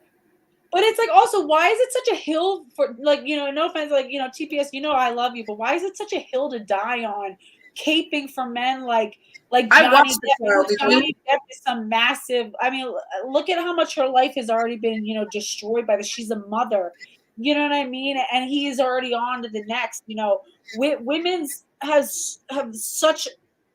so much greater stake. So much of our lives are changed by these things, by these kinds of relationships, by becoming mothers. Men feeling so sorry for themselves in issues of paternity and all this sort of shit, as if they've had to sacrifice even a fraction of what a mother had to sacrifice to, to bring that child to fruition. It's like, it's just not, why do we need to die on the hill of like, because women and men are not interchangeable. They're not the same. It's not like, well, if we think about women, we have to think about men in the same way. No, we don't. Because women have their own considerations that have nothing to do with men. We don't have to also think of men. We can only think, it's possible to only consider women because, women have their own fucking considerations that there is no male counterpart to. Right. And it's like, Johnny Depp was never a victim. He was never. That's a cope used by the manosphere because they needed their witch to burn. They needed and Amber was that person. It's so true. The response to, you're so right though. The response to Me Too. It's like men are so, were needed to show. Oh, it was. They love bringing it. Well, what about women can do it too? Women can do. Okay, so compare the statistics between male and female victims of domestic violence who are likely to die. Right. Yeah. Oh God, I hate that. And again, it's this whole idea they want to show like, oh, these rare exceptions. How many women, the women that I spoke to at Edna Mahan Correctional Facility when we did the Trenton protest, talking about, the Troons that were being put in Edna Mahan Correctional Facility, the women's only prison in New Jersey. The women who I spoke to directly, I was the liaison to actually go and talk to women who are currently housed there. So I'm emailing back and forth.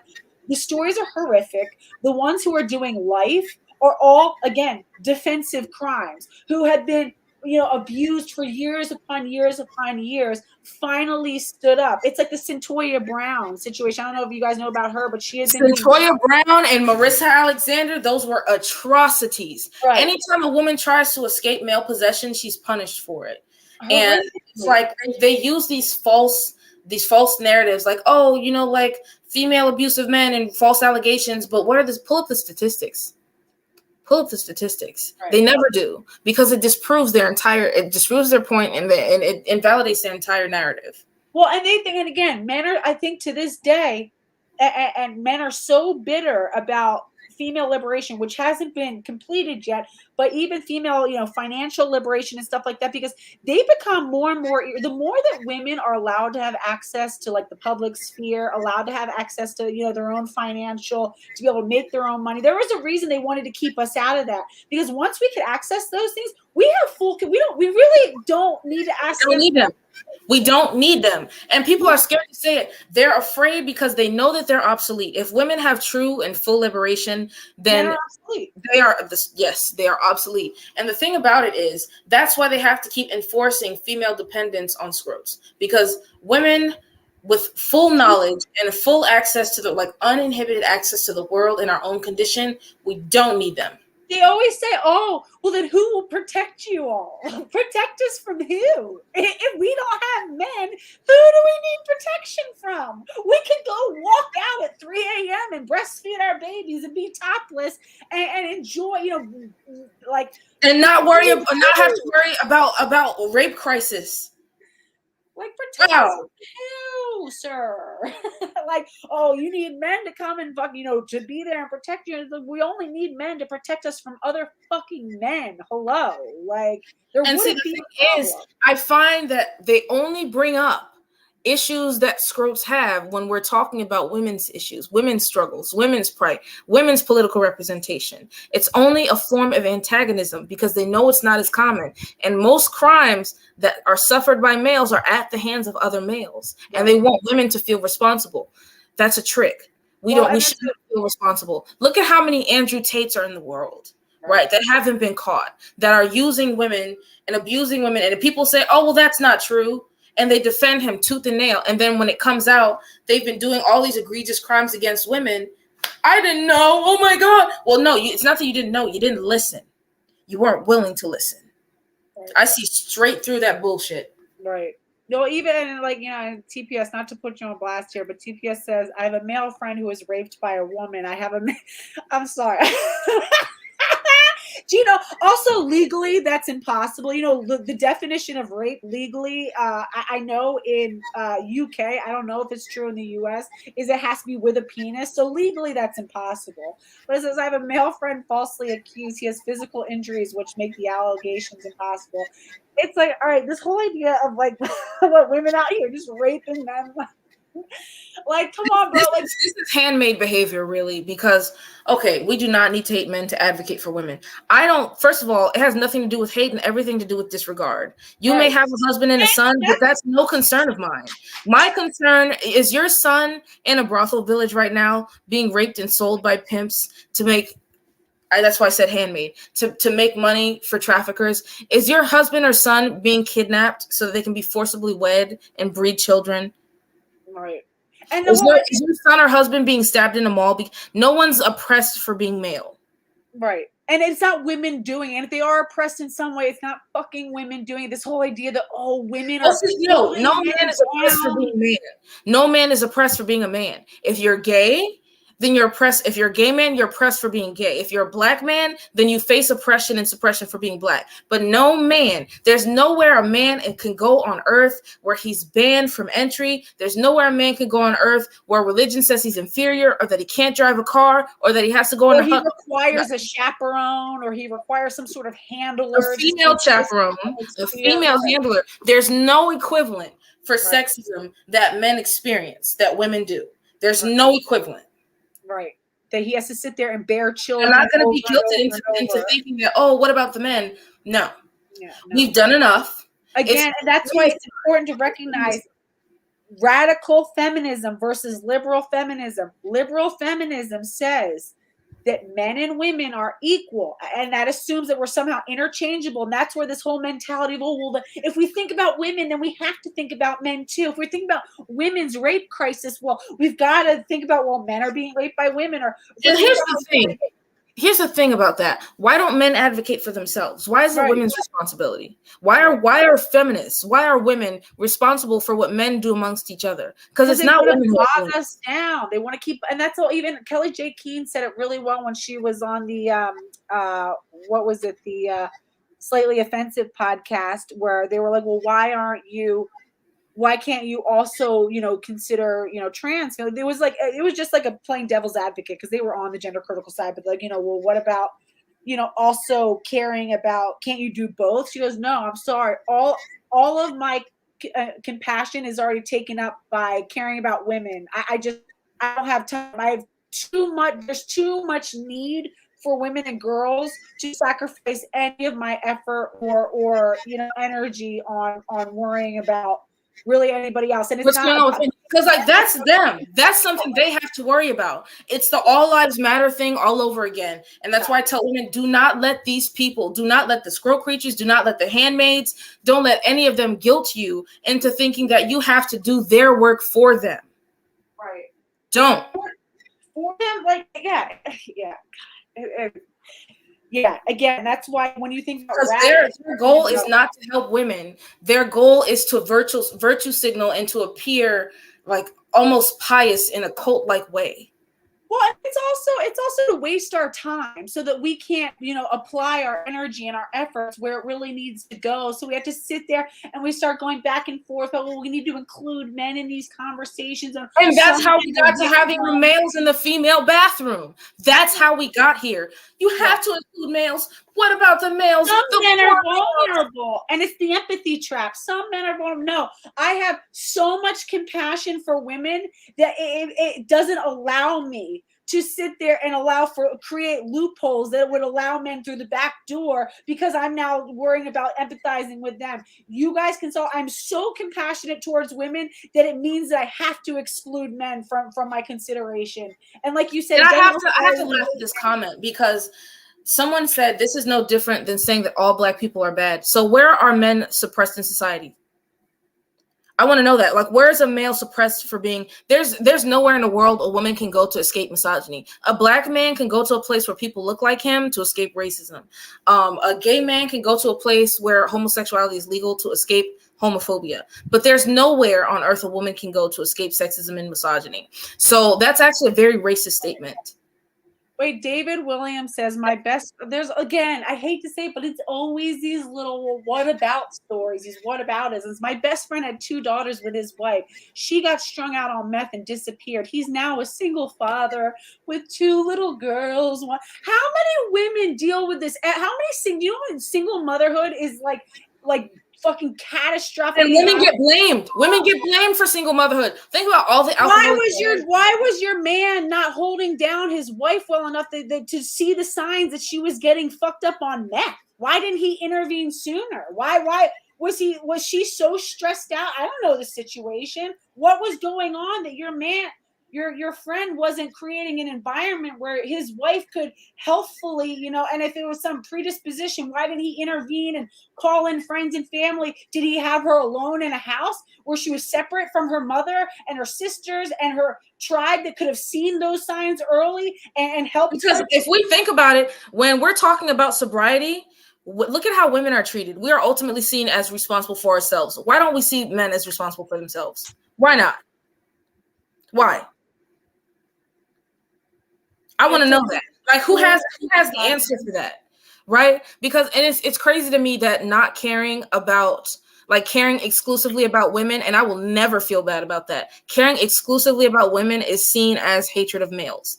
That is such a gross equivalence right there. That is disgusting. That is what's true. Then the condition of men will improve when we can protect women, when we can protect mothers who are ground zero for little boys, by the way. When we keep mothers healthy and connected with other women, and again, women who are safe, because as I tell my children, if you ever get lost in the mall, look for a mother pushing a stroller. Look for a mom who's got little girls around your age. That's your best bet, unless you can find someone working at a store. But go to a mom who's pushing a stroller with a baby and tell her you need help.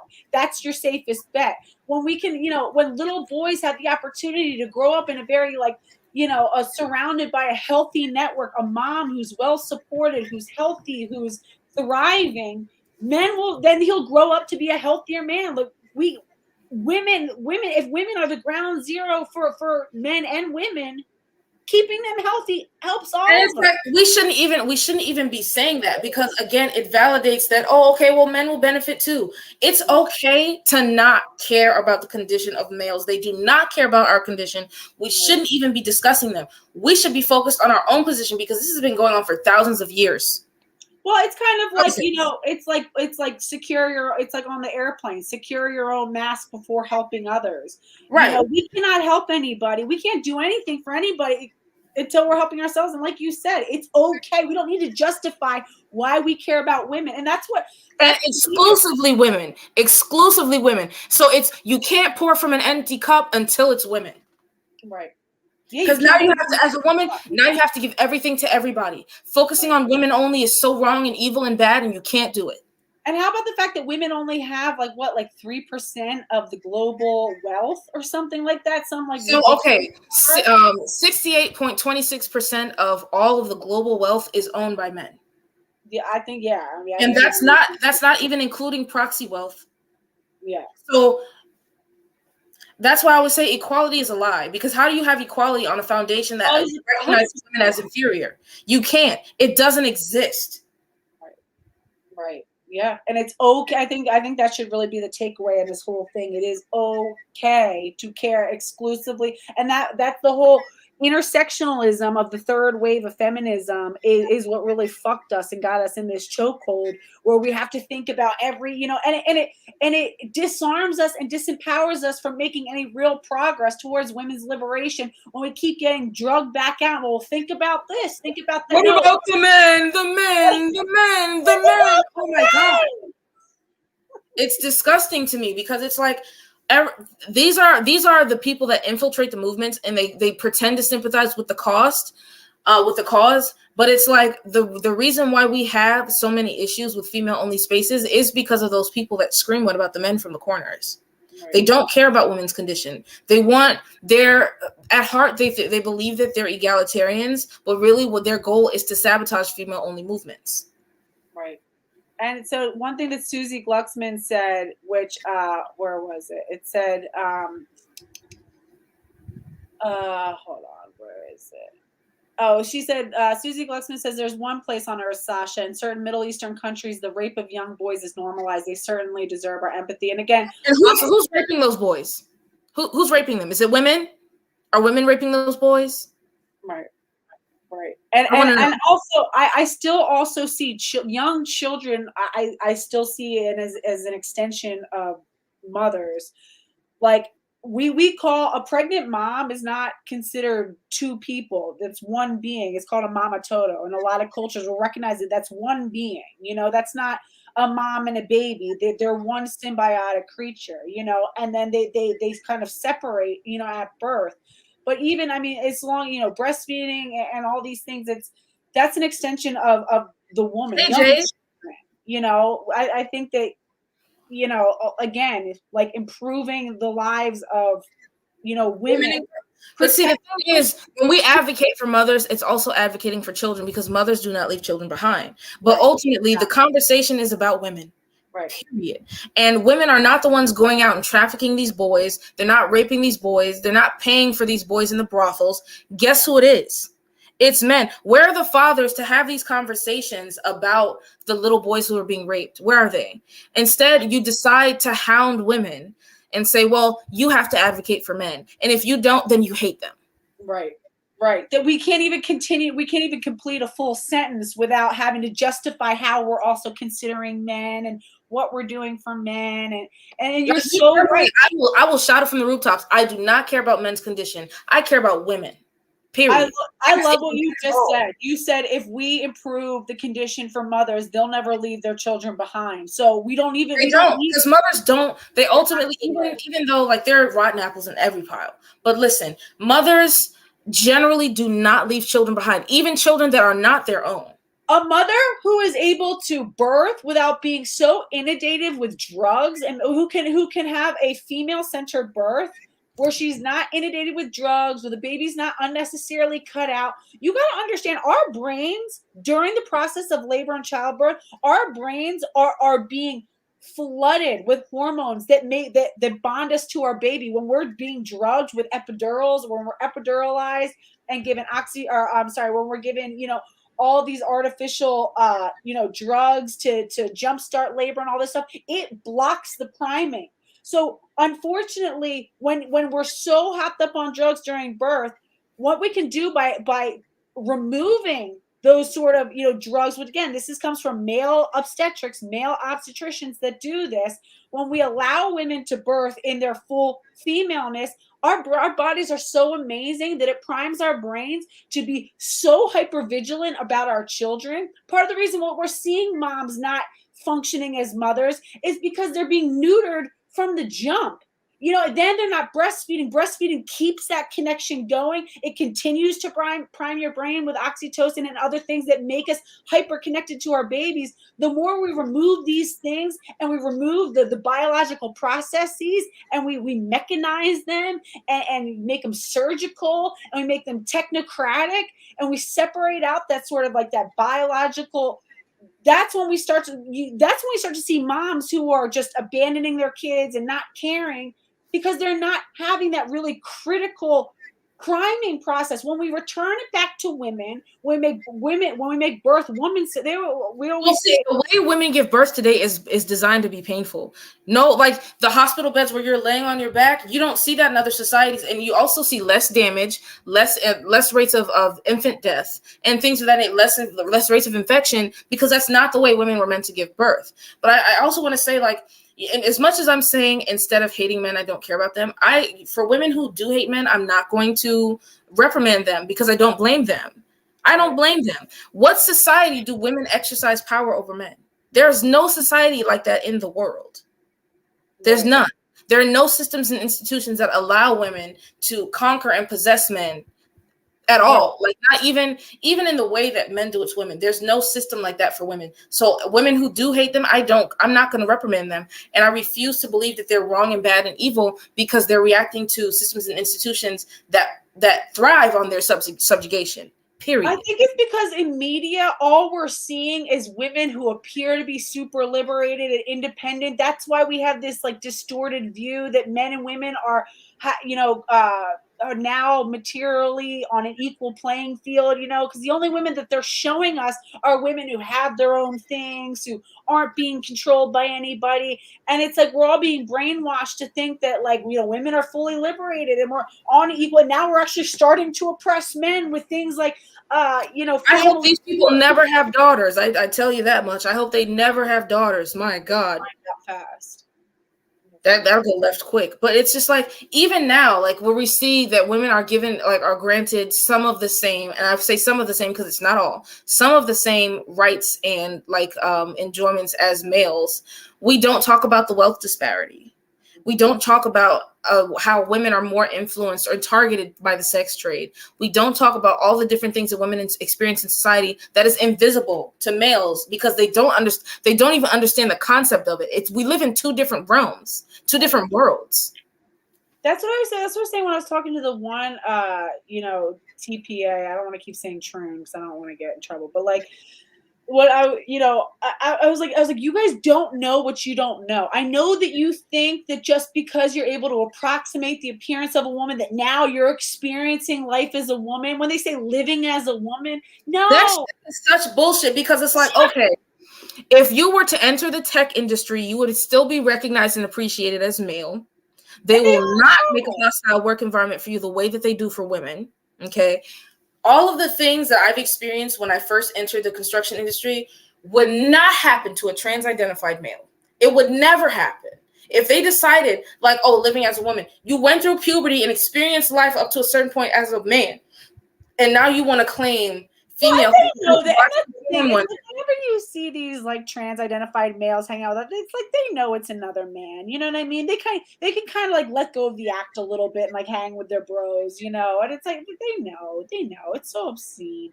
And then I guess one of the last things is, what is your definition? So gynofascist, which I love, and that's why I made it the thing. It's so good. It's so provocative, but it's okay. You know what I mean? It's like this thing that people are so afraid to be. It's like, oh, we can't, over consider women. It's like, no, we can totally center women. What to you, what does it mean to be a gynofascist? Well, for me, it's mostly meant to be inflammatory, but it's the same thing as being a female separatist. Essentially, it's just like focusing only on women, consuming only from women, focusing on things that women create, that women do, fostering female-only projects, things of that nature. But it's not a coherent ideology, and I'm working on a book about it because I want to define it and get it out there before the TRAs start trying to create a narrative like they always do about everything. And so I'm like so I have release dates. And so November 1st is going to be the Feminist Dictionary, which is basically a take back of it's going to be published November 1st. It's going to be a take back of all of women's language and teaching them how to use feminist language and what words mean and things of that nature. And then on the November 23rd, I'm writing a book about the brothel villages and its connection to the sex trade and how it affects women. And then after that, we don't know the date yet, but it's sometime in February should be the book about gynofascism. Nice. All right. I'm going to disregard that comment because women should do and be and feel whatever they want. If you want to hate them, go ahead. If you don't care about them, go ahead. Don't listen to the handmaids. Don't listen to the androcentrists, the phallocentrists, the ones who are concerned about male condition. They do not have your interest at heart, and they don't care about women. Thank you. Amen. And it's like, again, there's so the idea that's fully centering that they even hate it, that our hate of men looks like their hate of women. It is completely, that's such a fallacy too. When men hate women, women are exterminated. When women hate men, men get their feelings hurt. They feel left out. I think it's funny. Someone says your sons are going to see this and know that their mother sees them as evil. I don't have sons, so I don't know where that comes from. Oh, talking about me. First of all, I've never said anything that says that men are inherently evil. All we're saying is that it's okay to center women. Period. And if they see that as evil, then they're misogynists. Yeah, it's that simple. And the thing about these women is that they marry misogynists, and so they sympathize and empathize with. And I'm going to say it again just to piss them off. They sympathize and empathize with the scrote creature's disregard of the female condition. Yeah. Good. Period. I say women can do whatever they want, and I don't care if that offends you. And no, I don't have sons, and I will never have sons. I don't know why you keep saying, "Oh, sons." First of all, I don't center men in my life, and I'm just not that kind of person that says, "Oh, well, I have to be in proximity to men or have relationships with them." Right. Period. And it's okay. If you want to, you can have all the sons you want, and you can do all of these different things, but don't project that onto me. That is not my destiny. That is not my future. Period. I love it. Sasha, I love it. And thank you for giving, we're fucking reminding women that it's okay to fully center women. And we don't have to get trapped in this intersectionalist hell of, what about the man? We don't have to. We can give all what of about the men? Like, no, I'm not. What about the men? I just know I'm not doing that. Like, they can do it. Other ones who want to do it, they can do it. The whole world, bottom line is all of the worst things are because of patriarchy. Men are the ones who create and foster war. Men are the ones who go off the rails with all this technology that we don't need, that's, destroying the earth and destroying each other. When you're walking down the street, again, when you're talking about, hating men, do men have to worry about walking down the street and a gang of women being around the corner who could attack and kill them? No, you're again, because we don't have enough diversity in the language. Women hating men is very different, looks very different from when men hate women. When women hate men, men don't die. When women hate men, women just disconnect from them. Okay. When men hate women, women die. Okay. They go at us. We just retract. And it's funny, they never bring that up. That's never brought up. A man is more afraid of another man doing something to him than he is afraid of a woman. Right. But it's like they love to harp on, I have a friend who was raped by a woman one time. And we both know that's bullshit. No, it is. I'm sorry. It's concern trolling. So it's a made up scenario that for the sake of art. It's just presented for the sake of argument. Women do it too. Men have to deal with poor men do it too. Bro, stop it. No. And again, but it has to come down to the understanding men and women are not the same. They are not interchangeable. We don't have to consider the male experience, there's some sort of male like component to women's experience that it's like, oh, well, there's a counterpart that men experience. No. There actually is. And you know what? People who say that, I always ask them, because you can ask them these three things, right? Ask them these three things and they will never have an answer.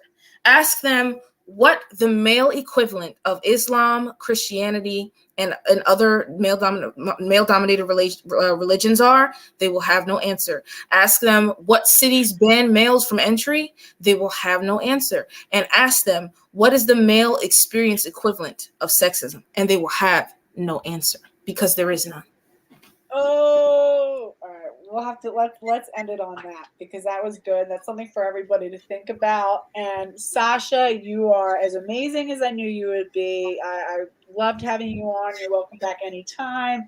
I'm going to put all of your stuff in the links. I just want to shout this out before we go, because I like connecting women in other countries. And I think, especially like Western women, we need to start hearing out our sisters in China, because what they have going on over there is definitely coming over here. So my next Twitter space is going to be on Sunday, September 24th at noon.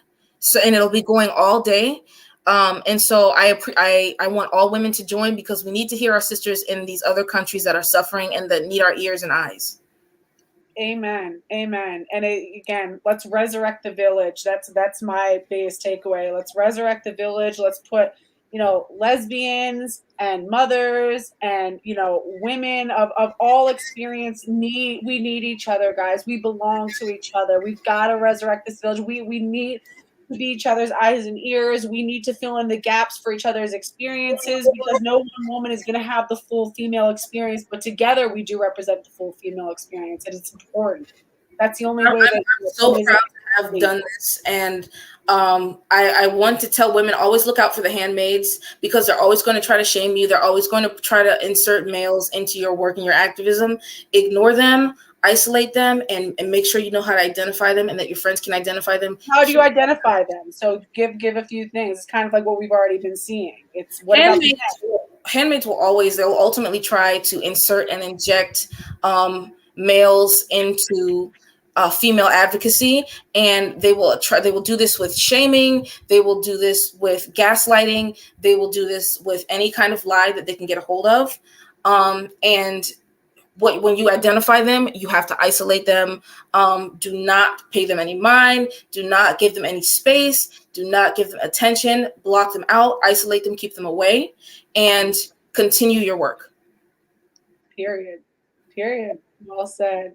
Sasha, what a pleasure. Thank you so much for coming. And everybody, just text me or send me later the rest of what you had just announced. I'll make sure to put it in the link. And everybody, Sasha's spaces are amazing. That's the reason she's sitting here right now, because literally she shook the whole room last time she showed up in my space. And I love having her. I love her spaces too. They're really amazing. So much to think about. So follow her on Twitter at Sista Separatist, and we'll get all the rest of the links up. And message Brittany if you're blocked, because I use a blockchain. And sometimes, when a squirrel creature tweets something I find unfavorable, I just use a blockchain on it. So, some of you might have got caught up in the net, but just let Brittany know. Cool. Yeah. Just send me. Yeah. Anybody who's not already following me on Twitter, it's at ASTFXX. So it's like my acronym, a slightly twisted female, ASTF and then XX. I'll put that up there too. So yeah, if anybody, let me know, and then I'll send the message to Sasha to make sure to unblock you, so we can raise the village, resurrect, keep women connected, and I love it. Gynofascism. I look forward to all your future projects. Keep us updated, and I'll make sure to keep the community in the know. So. Absolutely. Thank you, Sasha. See you later. Thank you. Bye, guys. Love you, chat. Love you, everybody. I'll see you next time. See ya.